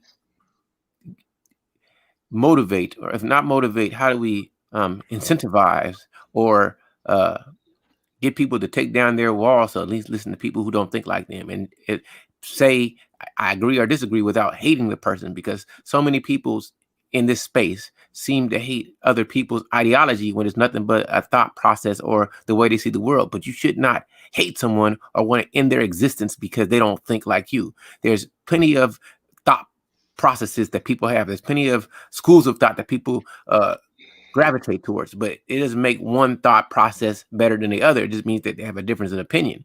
And I think that's the problem. What I see with black men in general is that we hate the other person. I can't stand that person. Instead of saying, we just don't agree, I'll just be over here. And I'm always searching for answers of how to connect us in unity, where we can accept that we're not monolithic, but we are still black men and we're still human. We don't see the humanity of ourselves. So how can we expect an outside group or our women, or whatever terms people want to use to label people that are not like us, to see us as people that are worthy of respect? And that's my question. How do we get people outside of us to see that we are worthy of respect if we can't show each other that we are worthy of each other's respect? And you guys can take it how you want. Yeah, that's a good comment, man. I was thinking the same thing. Like that's why I made in the initial comments about like projecting an image for people to see and to preserve the image uh in a way that not is not fake, but it's not so extreme. Like some things belong in the house, some things can be said outside of the context of the house. You know, and brothers fight, man, but you wouldn't know they fought unless you was in the house. They don't present themselves to the world that way. You know, um, it's indiscreet. This is all I can say. Like because at the end of the day, I think we hold a whole bunch of views in common, but instead of figuring out what it is we share in common, we're engaged in analysis and judgment based on that analysis. Like I can't. But then it gets personal, and then guys, they start dividing into camps of people, and then this person don't like this person, and all the people that like him don't like this group of persons. Like that shit is high school shit. You know what I'm saying? Like it's it's more important for us to do what's just and what's in the best interest of all black men than to get mired into our own egos. I mean, at some point, it's like, damn, this shit ain't just about you. You know what I'm saying? It's about all of us. It ain't just about you. It's about improving the quality of lives of all black men, man. And it's like, damn, like everybody disagrees, man. We all have times when we don't agree with somebody else. Like I told my uncle used to also say this. He used to say, and I ain't gonna say, he said, "Say, boy, he lived in New Orleans so long. You ever sat on the toilet, tried to take a shit, and you couldn't? You can't trust your own ass, boy. Who can you trust? Yeah, that's true. We got a point. So, like, your views about yourself and about things, they transform over time. So you're not in perfect agreement with yourself. And to demand, that kind of agreement and consensus amongst other people, that's fucking idealistic. It's romantic, man. You're not going to get that. It's just impossible to do. Now you can have some people on the wavelength, but shit, they nobody's going to be 100% in agreement with anybody. Yeah. It's impossible to get. Yeah. So like, let people be them. Let people have their view and try to reason with them. But like, damn, I mean, if you want to believe the Earth is flat, man, go keep Go riding. You know to, what I I'm heard saying? that. Knock your socks off, bro. All right. Black Mind, jump in. All right. Good morning over here. Good evening there. Do I sound clear? Yes, Very clear. sound good. All right. I came on. First, I came on to thank y'all. When I saw that Dr. Gorilla and you and T. Hassan were in the same place at the same time, I thought, well, great. I can thank everybody in one fell swoop. Only one that would have to get the only ones to whom you would have to pass the thanks on to would have been Dr. Tommy Curry and Ronald Neal. But T. Hassan is gone. Professor Hassan Johnson's off now, but He's I listening. can't. He's listening. Okay, he can hear. So, Dr. Johnson, I want to thank you because you've used stats and hardcore information to clear up misconceptions that we've had that oftentimes led to not only other people viewing us as inhuman, but more importantly, caused us to think that we were less human. So so that's what I want to thank you for, Dr. Johnson. I really do appreciate that from the bottom of my black heart and the depth of my black mind. That does mean a lot, not only to me, but to a lot of other people. It's changing the way that young black men view themselves, because they can't always get they can't get a correct view necessarily simply because they're around the so-called conscious community. So this brings a substance that's needed even in the conscious community. To the G with a PhD, I've used Dr. Gorilla as a term because I don't want to ignore your title, but I don't know your last name. So just call me GG, bro. Fair enough. All right, Gigi, I appreciate you doing the same thing, using stats to clear up these misconceptions that we have about our own inhumanity. In the conscious community, we're taught to not dehumanize ourselves, of course. I mean, when I first came into it, I was a teenager.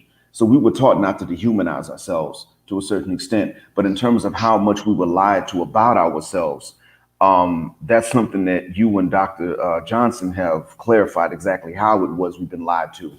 And of course, BGS, I appreciate you bringing the historical context to it, especially in previous videos you did about, I see a year ago and before that, especially, that's when you would bring in what happened during the Civil War, what happened afterwards, what it was that W.B. Du Bois observed and wrote down about how we were just in Philadelphia in the 1890s, I believe it was. So this has done a lot for people that actually pay attention to history. If you're one of those that uses history as a way to see what's going to happen later on, or at least to determine what you're not going to let happen, then what you've done is give ammunition for that, because you clarified a lot of things that we thought were not true. See, we were just as mistaken as the Caucasian society was, because they have sat up and glorified the past. They're very nostalgic about the so-called good old days. We've made that same mistake to a certain extent. We just don't tend to apply that into the Jim Crow South, but we tend to wax nostalgic to a certain extent about the good old days. And I appreciate you explaining to us how it wasn't always that good even back then, and how a lot of this is not new, it's just newly studied. This changes a lot of things for a lot of people, and it does free up a lot of, it does break a lot of chains off of black men's minds. So I'd appreciate if any of you can pass my thanks on to Dr. Tommy J. Curry and Ronald Neal too, for the same thing, for bringing the actual stats to it. Oh, for sure, man. You're welcome. They'll see this probably, but I'll pass on the word, man. Look, the only thing we're doing is exposing what has not been exposed, because people don't want to study it and don't want to reveal what the information is, because it'll disrupt the framework that they already have been using to garner resources for themselves. Resources, power, empathy, sympathy, whatever, what charity, whatever you want to call it.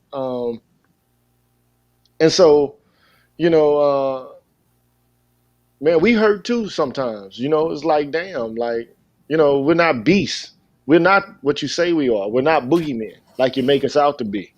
You know, they humanized like apes in the Planet of the Apes. They gave humanization to the Joker from Batman. I mean, like, you got to see his development into a bad guy. With us, Yeah, man, we just full-fledged, like we sprang forth from the breasts of our mothers as fucking beasts. And we're just born we that way. Like, that's just crazy, man. This is we have to push back against these narratives, you know, and you know, nobody's gonna want it because it's a paradigm shift. And currently, if you got momentum and you got like social inertia working in your behalf, why would you want to get that up? You know, so it's gonna make some waves, but the waves, man, I'm here to crash. I'm here to make some waves. So it's not like we have a choice. But even those movies were, I won't go deep into it, but even they were a social commentary on racial hierarchy of human beings because they were using the three great ape species outside of people. And it was in a nutshell, the stereotypes were the same. The gorillas were the military, the chimps were running the show, and the orangutans were they were scientifically inclined. They were the ones that were actually busy studying the human beings. But oh they were yeah, also the yeah, ones yeah. that they had to make sure that people they would remove the language center of the brains from people to make sure that no apes knew that people naturally would have had the ability for language like they had developed themselves. But in any case, I'm glad that y'all have brought the stats and the hardcore figures to smash these misconceptions. There was one, I don't think he's still on here, but he said something about why it was that we oftentimes can't get along with each other, that we'll beef endlessly with each other. And I had an answer for him, but I forgot. Who was it that was asking that question? See something. What is his name? CG3? Yeah, that's it. Okay, all right.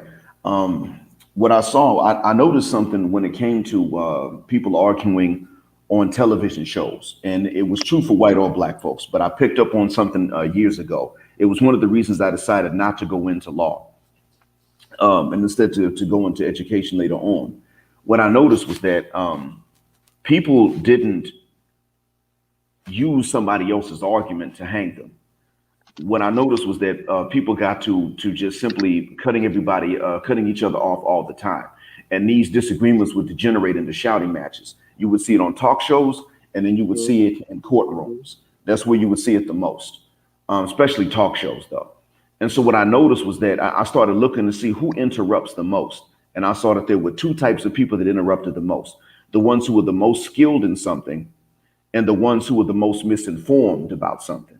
So if you were going to debate medicine, then of course a physician is going to cut you off more often because the physician has to practice medicine if you're not. A physician, he has to know what you don't know. But also, if you've been lied to, or if you just got it all wrong, then you're going to interrupt people the most who come and bring to you a lot of the terminology that you weren't familiar with before because you're going off of misconceptions, and they're coming and they have to use a higher vocabulary to dash your misconceptions.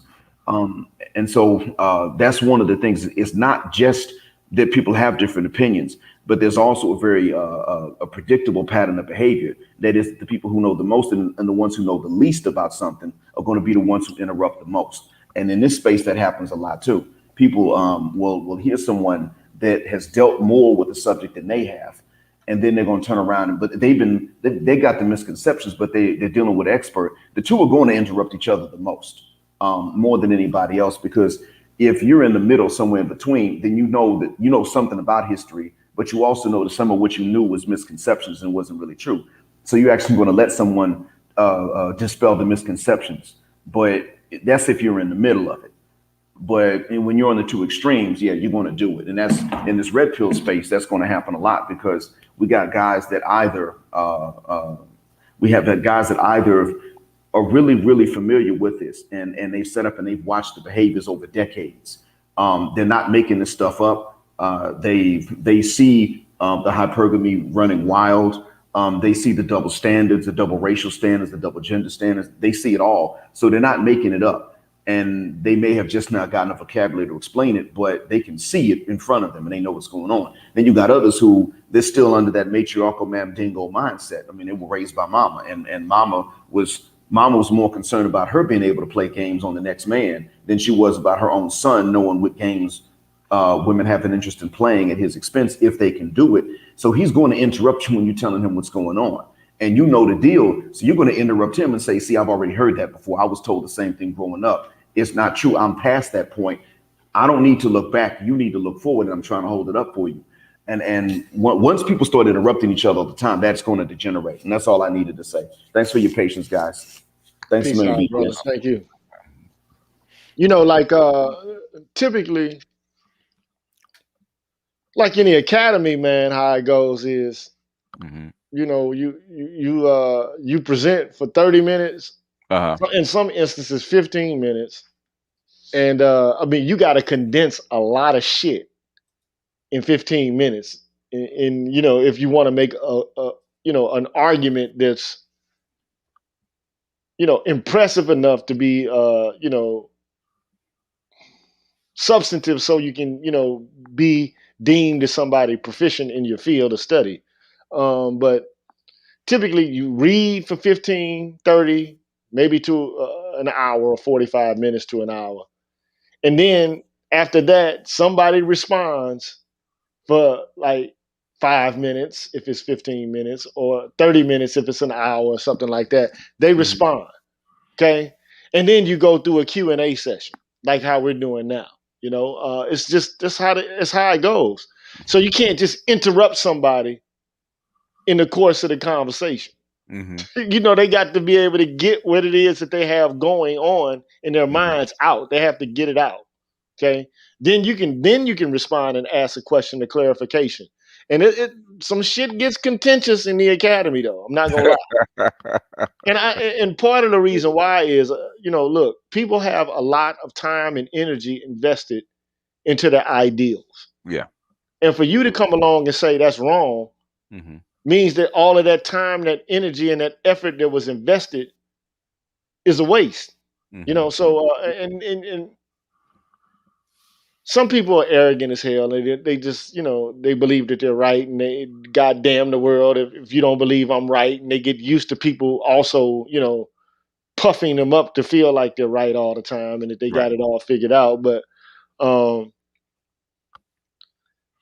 at the end of the day, man, you know, all the interruptions and, you know, all of the you know, the arguing back and forth, it's anti-productive, really. You know, I mean, you can have as many sessions as you want to have, but, you know, just going back and forth with no structure, it doesn't lead to any progress. It just leads to circular reasoning. It's like the same kind of argument being had again and again and again. Yeah, well, it's more it's because it's informal. Okay, in the academy, it's more formal, and this is informal, and and you don't have, you know, you have an imbalance like in the academy. There, you guys have all studied, and there's some kind of, you know, basis of knowledge somewhere. And I found out in the last 6 years is that when you go back and forth with some people, they're trying to find a floor of knowledge, and sometimes you got to go way, way, way, way down. Well, see, what you do is, now I just interrupted you. No, go ahead. No, go ahead, man. You're teaching me. Go ahead. No, it's people use the Socratic method in order to try to get people to see what they, you know, what they see. So you try to use questions that compel them to answer or give answers that will lead them to, you know, consent to, you know, your view. Yeah. But I've done that before, but I try to get out of that because it's almost like you forcing somebody, you know, to accept your viewpoint. Well, I actually use it so people can clarify their own argument. So I'm trying to make them think about their own argument. You know, Yeah, I so get they it. I clarify get it. it. So in other words, 9 times when people see me do it, 9 times out of 10, I'm not trying to bring you to my side. What I'm trying to do is you to clarify your argument and actually think about it. And most times people defeat their own argument. It's like I said, you haven't really thought about this, have you? Because you just contradicted yourself. Because we led you down the path. Like I said, what would you do if? What would you do if? Have you thought about it? Have you thought about the environment, the circumstances that you're questioning about? And most times they haven't. And then Yeah, that's they realize that they haven't really thought about it's completely about about it as they have. Like we don't, unfortunately, I wish that the manuscript was full of GGs, but they're not. Or full of Dr. T.S. Signs, but they're not. We're just regular people. And so man. We're and regular people too, bro. I mean, seriously, like that's with like taking training, some like with somebody who can training play though. basketball really well Hmm. is a regular person too. He just plays basketball really well. He practices a lot. He's got That's training. it. Yeah. Like Right. if you play, you know, well, I can't say that because you can practice something a lot and still not get better at it Yeah. after Yeah. a He had a certain point. certain amount of talent. He Uh, had a certain amount of talent. and I'm not the smartest guy, but I mean, I was always gifted at being able to read and comprehend things, and Yeah. Yeah. I mean, I've just been talented that way since I was a kid. But I'm not the smartest person in the world, man. I can read, and like this shit, like philosophy is difficult to comprehend. I Hmm. mean, it's better when you read secondary literature because they make it plain and they kind of outline and adumbrate the viewpoints of other persons. But like this shit is difficult, bro. Like somebody will tell you something in passing and use folk wisdom to justify it. But like Hmm. philosophers break everything down, man. Like Yeah. you start talking about personal responsibility, motherfuckers will be like, okay, well, let's talk about the free will and determinism debate. Are you a compatibilist or an incompatibilist? Like, do you believe what Strawson has to say about it, or do you believe what you know, some other figure has to say about it? And it's like I don't think guys are. I don't like to go all the way deep down the rabbit hole of philosophy It because was because you talked about schools of thought. And yeah, if yeah, somebody hasn't is not up on the school of thought, they have no idea what you're talking about. So exactly. That's yeah. why I try to keep it straight up, Hmm. simple, because these things aren't that difficult to understand. It's just the language that they use Hmm. is specialized. You know, like it's like learning Latin for a medical doctor. The shit Latin is no more difficult to learn than English is if you learn it at an early enough age. Hmm. And the way that they describe bones in the body and muscles and stuff like that with these Hmm. Latin terms. I mean, Hmm. the words just like the little bone in between the big bones, and they'll Hmm. that's what the shit is saying. Like, I mean, that's what it means. Like it's actually descriptive, exactly. if you can speak the language. Yeah. Yeah. Yeah, and we got a couple of more people that come back. If you guys want to chime in, you're welcome. If not, you know, um, we know Gigi can hold class for hours if he wants to, but I don't know what your schedule is. Like a hour and 45 minutes in. Yeah, I'll So stay for about it's 15 more minutes, no, 20 more okay. minutes. You 20 know more what I'm minutes? saying? Okay. All right. Yeah, as long as we can keep you. Anybody else got questions? Or is there questions from the chat? Lion or Red Pill, you can jump in if you want to. No, I expected to be going off on. I expected for somebody to say, Ah, "You wrong, all you don't want to hold these Negroes accountable." That's what I was expecting. You know what I'm saying? there might be I'll be somebody honest. in. Go ahead, Black Man. I probably, if I heard something that I genuinely disagree with, I probably would have said so. It's just that I admit I came in late. I think you may Okay. have been on for several hours by the time I got on. The first thing I heard was somebody asking, "What do we do about the Pookies?" Oh yeah, And that was so that was Smart. that's the first thing that I heard. And in all honesty, I didn't hear anybody say anything that was really on close enough to either extreme to disagree. Mm. But I do have a question for you though, BGS, and that was about where you found these, like for instance, Daughters of the Trade, and the book that you got, or wherever it was that you read, W.B. Du Bois. I can't find the books over here, obviously. No, there's no black Okay. bookstore in the Middle East. But can I get Okay. the name of the book about the book that you read in which you got W.E.B. Du Bois studies? Oh, the And what? Philadelphia Negro. You probably can find it online as a PDF. That's where I found it. And Daughters of the Trade, you probably have to go through Amazon, through Kindle, because that's where I have it. I was trying to find an audio, but I couldn't find an audio. I actually was reading somebody's blog, and they mentioned it, and it was curious to me because I had never heard of. So I went and got the book and read it, and then, you know, all the stuff that you didn't know, okay, that you didn't know, I started to be revealed about how far back black females and white males interacted, you know, back to the 15th century. I kind of ran off a lot of your swirlers off the off the platform with Daughters of the Trade, because they were saying that the reason that that black women dealt with white men is because black men had failed and we failed to protect them.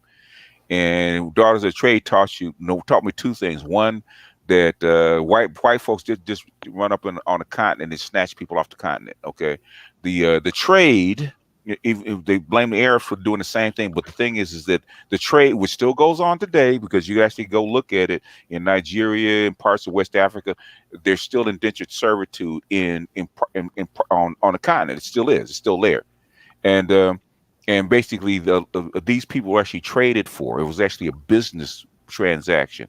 That's the two things that I learned. But I actually found out the book on a blog somewhere, and the name of it actually was curious to me, so I actually went back and looked at it. But you can find Daughters of the Trade on Kindle, and basically the woman that actually wrote the book, she actually gave a lecture. You can find it on YouTube. So look up the author's name. I can't remember her name. I actually put it on my Black Pill Gnostic. I actually put her lecture of the book on there, so you can look at that. I forgot about that. Yeah, I forgot she did a lecture. You reminded me just now. Thanks a million. She did do a lecture on that. Caucasian lady wrote that book. But, she's Dutch. So yeah, she wrote it from her point of view. But yeah. So you mean English is not her first language? No, she basically wanted to find out about the slave trade from the indigenous point of view, and she went through all the Dutch contracts and all the Dutch captains' logs, and she pieced it back together to what it was like for between males and females, and how these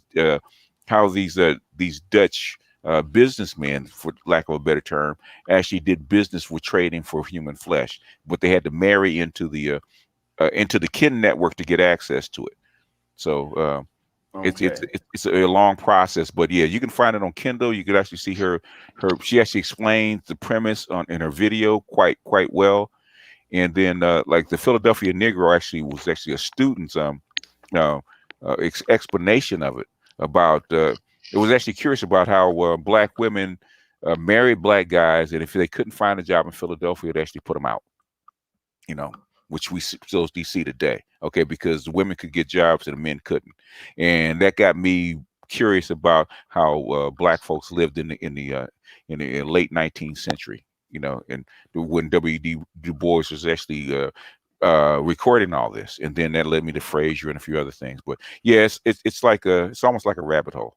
But Philadelphia Negro you can find on PDF if you search for it. Not written by Du Bois, right? Huh? Was it written by W? Yeah, it was his first book, because he had just graduated from Harvard. He was a social scientist, and his first study was the Philadelphia Negro. That was actually his first book. Okay, gotcha. All right, I'm writing it down so that I don't forget it later on. So that's why I was asking and double checking. Okay, thanks a million. So yeah, I can find the PDF. I'll look for it. And I also get E. Franklin Frazier's The Negro Family in the United States, which is what the Monahan Report is actually based off of. Okay, you said E. Franklin Frazier wrote that one. Okay, let me write that name down too. Then E. Franklin Frazier wrote, and the name of it was the Negro Family in the United States. Okay, the Negro Family in the U.S. All right, I appreciate this. Now I can get my stuff together because I need to make my content more academic. It's just a natural progression of things, and I appreciate you helping out with that. Because you are a trained historian, if I'm not mistaken, right? I studied first I studied history. My education is in education. My degree Okay. is in education, but you had to take a concentration, and my Okay. concentration was history and social studies. Okay. All right. I wound up becoming an English teacher by chance because they didn't mind taking people who had degrees in education, even with different concentrations. Okay. But yeah, I started off with history, and I focused on the history of the Americas between Columbus and then present day, because there weren't many resources on pre-Columbian America. But I did wind up bumping into some stuff about the continent too. And Yeah. that's why when people start, some people get on and they say, well, we are the original Native Americans. I'm the one that comes in and says, now, which one of the Americas are you talking about? Because in North America, we're not. In South America, we actually were. But they didn't know this until 2007 when they found these bones and did the DNA. Right. Because when you've actually looked into the history and you see what the evidence is for at that time, Yeah. there are two things you learn. First thing you learn is that most people's misconceptions lead them to one extreme or another. The second thing you learn is that there's going to be more information that's going to come out later on that's going to explain more, that you're not going to finish learning, but it takes the textbooks about 15 years to catch up. So right now in South America, they think that the so-called Red Indian was the first person there, but in fact, they don't really, in the textbooks, it's going to take so next year should probably be the time that the textbooks of history in South America start to actually explain. It's got to be peer reviewed before they release it like that. Yeah. Yeah, it would have to be. But the thing is that the peer review should be easy because there's already a documentary on it. Yeah.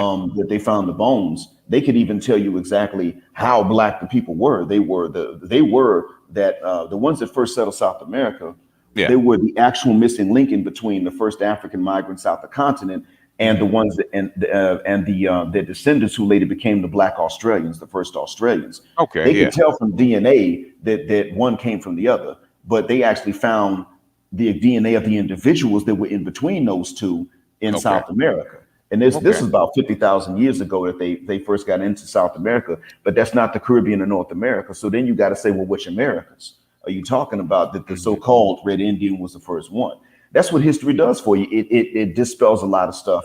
So when people get up and they start saying that we're the original Native Americans and we had nothing to do with Africa, then you start to see, okay, that actually sounds like some white supremacy too. Because even if they'll sit up and say that we're the first Native Americans, but then they'll also say that we came out of Israel, and they keep on skipping over Africa. So the only common denominator in that is that you're not from Africa, but the DNA shows that you actually are. And so that's what history does for you. It's just a matter of which peoples are you. But after a certain amount of time, you're still part of the descendants, but you're not the same people. You know, just like African Americans now are really not the same people as the people that actually got brought out of the continent. There's some remnants, but we're completely different people now, which was something we can see when we actually land there. Okay, I can see some similarities, but because you're over there. I don't have to tell you because you're an expat. So. Yeah, and the funny thing was that we come out of Western Central Africa, but what I saw when I went to South Africa were more similarities. There were West Africans that were there, but in terms of just looking and some of the political orientations we have, we were actually more similar to the South Africans in phenotype and in political orientation because they have a similar memory of the struggle because they went through apartheid on their own territory. Yeah. And so they also took a lot from us. So we wound up being more similar to them recently than we were to the actual Western Central Africans we came from. Because they were Europeanized more than most of the other parts of the continent. Yeah, that's true. Gigi. Some ways, but yeah. Thanks a million, guys. No. Yeah, anytime, Black Mind. No problem. Gigi, you got what? We got almost running up on the 2-hour mark. Anything you want to impart? AL, did you want to have a question you wanted to get in? Oh no, I'm just basically humbled to, be receiving all the information and the knowledge coming from all over. So just keep it coming. Hey man, each one teach one. And then, like one of the things, nobody knows everything. And that's right. It's like you one piece of the puzzle. You can't figure it all out. That's imagine science such that one scientist knows everything. Somebody's got their echo on. It might be well, go ahead. But yeah, so the whole point is nobody knows everything. In the process of exchanging information is where you're supposed to be able to refine the information that's been disseminated. So don't look at it as disrespect, but just look at it as refinement. Like uh, there was a phrase, man, that I learned as an undergraduate about phenomenology, like a discipline in philosophy, a sub discipline or whatever, a sub field. And the phrase stuck with me. The more right you think you are, the more wrong you can be. It stuck with me, and it's never left. So you got to engage every situation with humility, man. And the extent to which you don't, you're rigid. And if you're rigid, you're not open. If you're not open, how can you learn more? So, you always got to be open, man, and always, I get rigid too. I make the same errors myself, but you got to check yourself, before you wreck yourself. So, having said that, man, that's all I got to say, man. I just wanted some smoke. I thought I was gonna have to defend, you I know. I don't think they were. I don't think it was more smoke. I think there might have been some disagreement, but for the most part, man, they were really curious about some of your viewpoints. But I don't know if I don't know if they got the memo or the. Sometimes I think they just don't want to challenge you because they're kind of timid. They're kind of scared. Yeah, man, no, I don't think that these men are scared or timid at all. Not the men I'm hearing, man. I mean, these guys going at it. Yeah, oh yeah, well, yeah, that's when they're going at me because I'm like family. I said I don't have a Yeah, title, okay. It's man, like fuck the going up title. against Though. I've always said, like going up against yeah. You say fuck the title to the heavyweight champions in the ring. Said okay, I got to bring something. Okay, yeah, like a title is a title. That's all it is. It means that yeah, I went through a school. That's it. yeah, I went through yeah. training.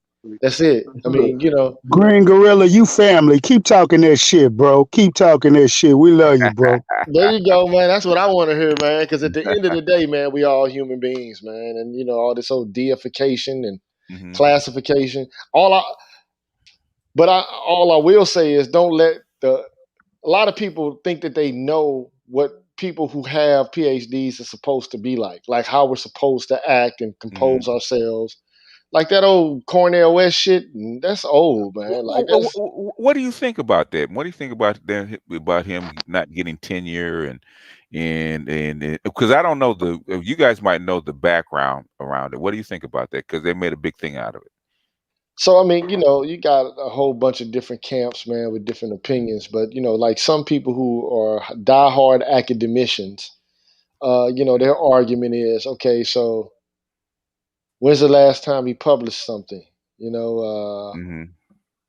And not publish something for public consumption, but like publish something that Okay. academicians, can utilize as a form of, like a contribution to the field. So Hmm. that's, like when you write a paper, you're writing it for other academicians, not for public consumption. Like he's a great public intellectual, but that's the argument some people are making, right? Hmm. But then there's another group of people who said, look, the man already had tenure before at Harvard, didn't he? I think he did. So he got into a disagreement with Larry Summers, the president, and then he was let go. Okay. And because of that riff, he went to Princeton, got tenure. Hmm. He went somewhere else. I can't remember where he went, but he got tenure there. Okay. So then he comes back to Harvard, like, man, if you ain't gonna get a guy tenure, man, come on, man, it's Cornell West. The motherfucker ain't gonna be around that long anyway. I mean, I'm not trying to be ignorant by saying it. I'm not trying to wish a hastening of death on a man, but he ain't got but like 10 more years left anyway, if he got that. So let him go out with some dignity. I mean, the guy, in retrospect, is going to be, ashamed that they wouldn't just give that man tenure, because other people have received tenure for less. So that's how I would perceive it. I would say, look, the man should have just got tenure, but he's saying things that are unpopular. Does Michael Eric Dyson have tenure at this point? Question. Well, I don't know, because I don't know what university he is. He's moved around a bit, you know what I'm saying? So at this moment, he's at Vanderbilt now, and he's under attack at the current moment because he had the university where he was before. I forget where he was, but he got accused of sexual misconduct, so he left. So he's at Vanderbilt, and now the students are like afraid that he might, rub on their breast or something without asking. So this is how weird this shit gets, man. I swear to God, Gigi, I'm so sick and tired of this. They done cancel Pepe Le Pew, Gigi.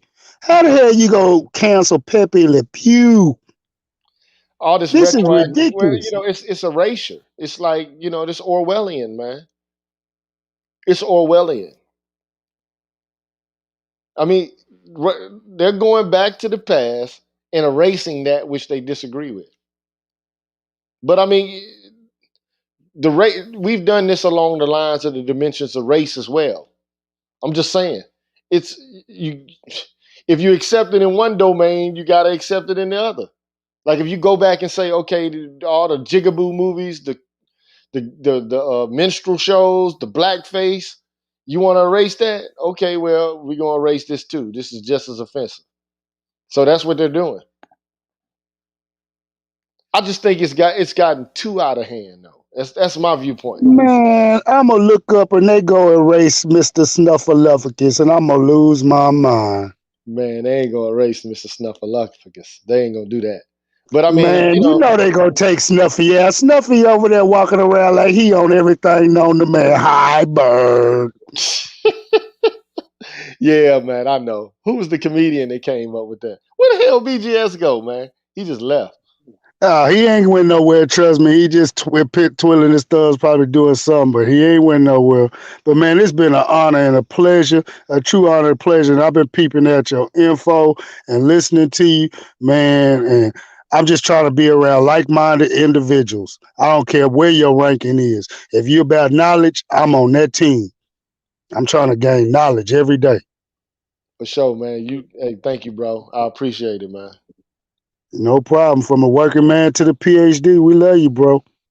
Hey, man, I love y'all too, man. I get frustrated just like everybody else does sometimes. So, man, I just I know want us you to do do. better. We only Homo sapiens, man. That's what people keep forgetting, man. We might be the highest on the food chain, but we still act a fool like the lower animals. We ain't no better. I There tell you people go. every day, my shit stink just like yours. I know I'm flawed up, but I'm There just you trying to go. work on getting better. And that's the same way with me, man. I got my flaws and idiosyncrasies just like anybody else does. Man, I you just know want to what's see us. crazy? I Yeah, go ahead. use that word every day to try to re-indoctrinate these people. And they be like, what's idiosyncrasy? I say, go look it up. Riff, reading is fundamental. It's okay. I can't teach you everything. There you I go. can't. There you go. I I don't can't, try to use man. big words, man. My friends used to always say I said big words. I like, damn, man, I ain't try But it's to. nothing wrong with big words because guess what? All it is etymon that we're using. Some of these people act like it'll hurt their brain to use, to use it. It's up there. It's up there. And I used to get mad as I was a kid because they used to use these big words. And my parent, and my grandparents all the time. I'm like, why you? I want you to go look it up. There you go. My tea lady used to tell me, son, you're being facetious. What the There you hell go. is facetious? Oh, okay, let me go look it up. All right, I'm gonna have to look up stuff to understand stuff. That's not a problem. And like we be on these channels and we be talking, and too many people, like you were talking about their point of views. See, the black person, I sat back and I just summed it up like this: we misconstrue constructive criticism for hate. all the time. You can give me constructive criticism right now. I'm not going to look at it as hate. It's something I have to work on. I have to go back, look in the mirror. What this man told me, I'm a filter in all the positive. I'm a weed out the negative, but then I'm going to have to work on myself on what this person said. That's all it is. But people, the first thing we do as a person is when we take it, they giving us that constructive criticism. Oh, we misconstrued it for, oh, you're hating on me. No, it's not. Michael Jackson made a record about it. Man in the mirror, look at yourself. And There you go. nobody's above. Oh, no one on this third rock from the sun is above constructive criticism. There you go. There you go. That's that's all it is to it, man. Ain't none of us are perfect. Nobody's gonna get past this place untouched. We need to learn how to exercise some humility and to do so with dignity. And with that, man, I'm about to sign off. You feel me? All right, it's been a DGS, where you pleasure. at, man? I'm out of here, dog. But thank you for having me on here. And I'll holler at y'all, man, the next time. Whiz on. BGS, I'm out.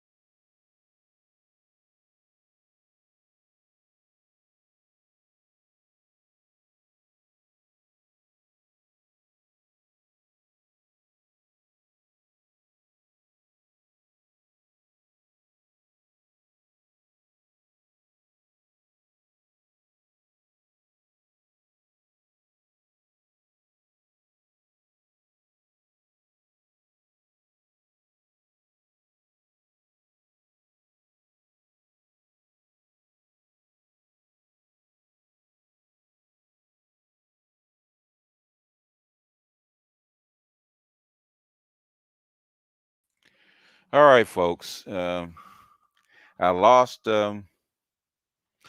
internet, so I apologize. I probably have to go back and find out how the stream ended. So no, yeah, it was actually a power glitch, right? Just for a split second, the computer went off. It rebooted fine, but the thing is, the internet didn't reboot as quickly, so I had to unplug everything and reset everything, and it just came back up. So, it's internet crash. So, anyway, I hope everybody enjoyed it. I apologize to Gigi. Go over to his channel and subscribe to him. Hit his Cash App, and hopefully we can do this again. I apologize for the end of it because we're almost done. And and right as I was getting ready to kind of sign off and do that, then the internet crashed. The machine booted up like within a few seconds, but the internet was, a little harder to actually go and unplug modems and shit, man, and to get everything back running. But I apologize. So, after party at 3 a.m. Nah, not quite. I think Kevin is on. I think Art is on. Shop Talk. If you want to, if you actually want to put in the link for your Sunday channel, for your Sunday talk, go ahead and put it in. Anybody else with any last stuff before I actually sign off? After party. Not tonight, sir. Not tonight. But I hope you guys enjoy Gigi because it's a rare treat.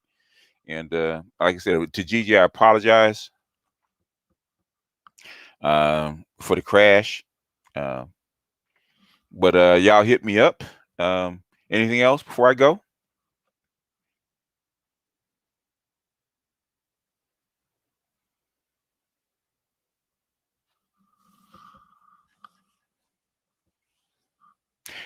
Yeah. It really wasn't the internet. It was like a power surge that popped everything, and it was just like a split second, but it's just enough to take everything offline.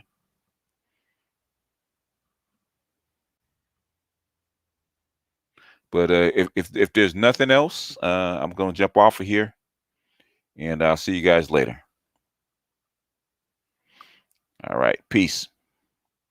Oh, so go ahead and put a link in, man. I know you got a link. I know you got a link up already. Go ahead and put your link in.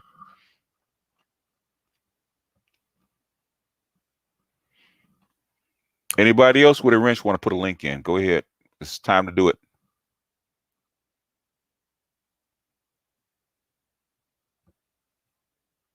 If not, I'm gonna jump off.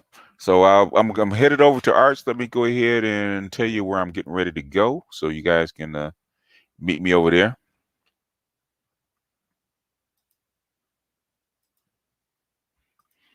Give him a couple of shekels. So I'm headed over here. Let's see, let me recycle that. Headed over here. And I'll be over there in a few minutes. So if you guys want to head over there, or I think there's a whole bunch of chats going on. When Kevin kind of takes all the air out the room. So Kevin's on. We got brother Kev on, Black Man Being Brutally Honest. He's on. So we got a whole bunch of people there that are on right now. So take your pick. And I'll see you guys later. All right, y'all. Peace. Yes, there's a brother artist MMC for our weekly geek talk. So go ahead and actually put that in your memos. Put that to watch later. So you get the memos because he needs more viewership, and also